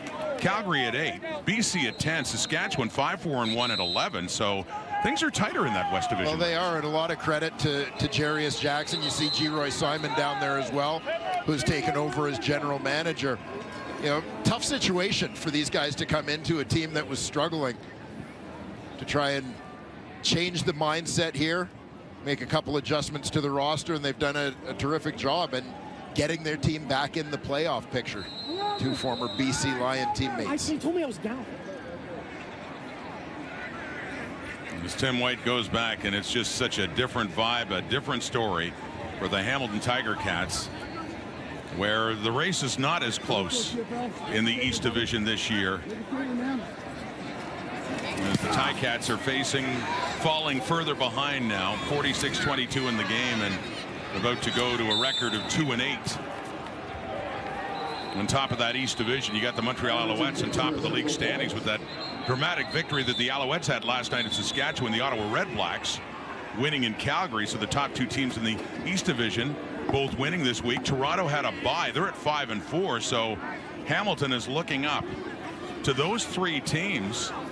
And the closest one, the Argos, at 5-4, are 6 points ahead in the standings. And yeah, that kind of reaction you're getting from fans now at Tim Hortons Field.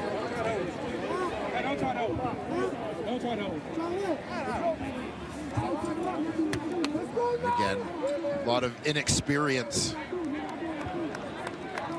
in the Hamilton roster, and it's come with some growing pains, obviously.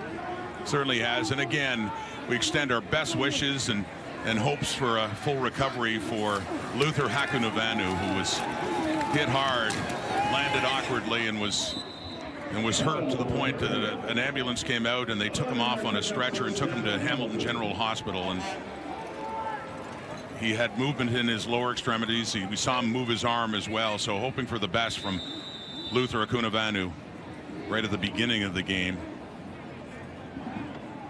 And Taylor Powell said, took a shot on the head and left this game early as well. A very difficult night for the Hamilton Tiger Cats, and certainly not made any easier by the way this game went. Harrison Frost, well, he's got something going with Shamar Bridges, or a touchdown to him a little bit earlier, and they're finishing up this game, playing a little pitch and catch right now. Yeah, it seems like regardless of who has been in at quarterback for Hamilton this season, they haven't had much trouble finding the 6'4" Shamar Bridges. Well, the oddity about this matchup is these are two of the best passing offenses in the CFL statistically coming in, both of them just behind Montreal. There's Andy Leitred with a carry. But yeah, Montreal leads the way in passing yards per game and touchdowns too, and then the next two teams were Edmonton and Hamilton. So even though they had the two worst records coming in at 2-7, stats can be misleading, and their defenses had some problems too along the way. I believe it was last week on a pregame show that Jim Barker was quoted as saying stats are for losers. Well, there you go. And in this case, our statistician John Perlberg is crushed right now, by the way. Take it up with Jim Barker. Pearlie's a winner in our books always with the great stuff he provides us, John. But this game ends and goes Jarius Jackson's way, and just not Hamilton's night as they're hearing about it now. But yeah, that man, Larry Thompson, with the applause, and he's 1-0 as the owner of the Edmonton Elks, and some handshakes and hugs all around there. The Elks can celebrate their first 3-game winning streak since 2018. Yeah, and huge for this team, finding a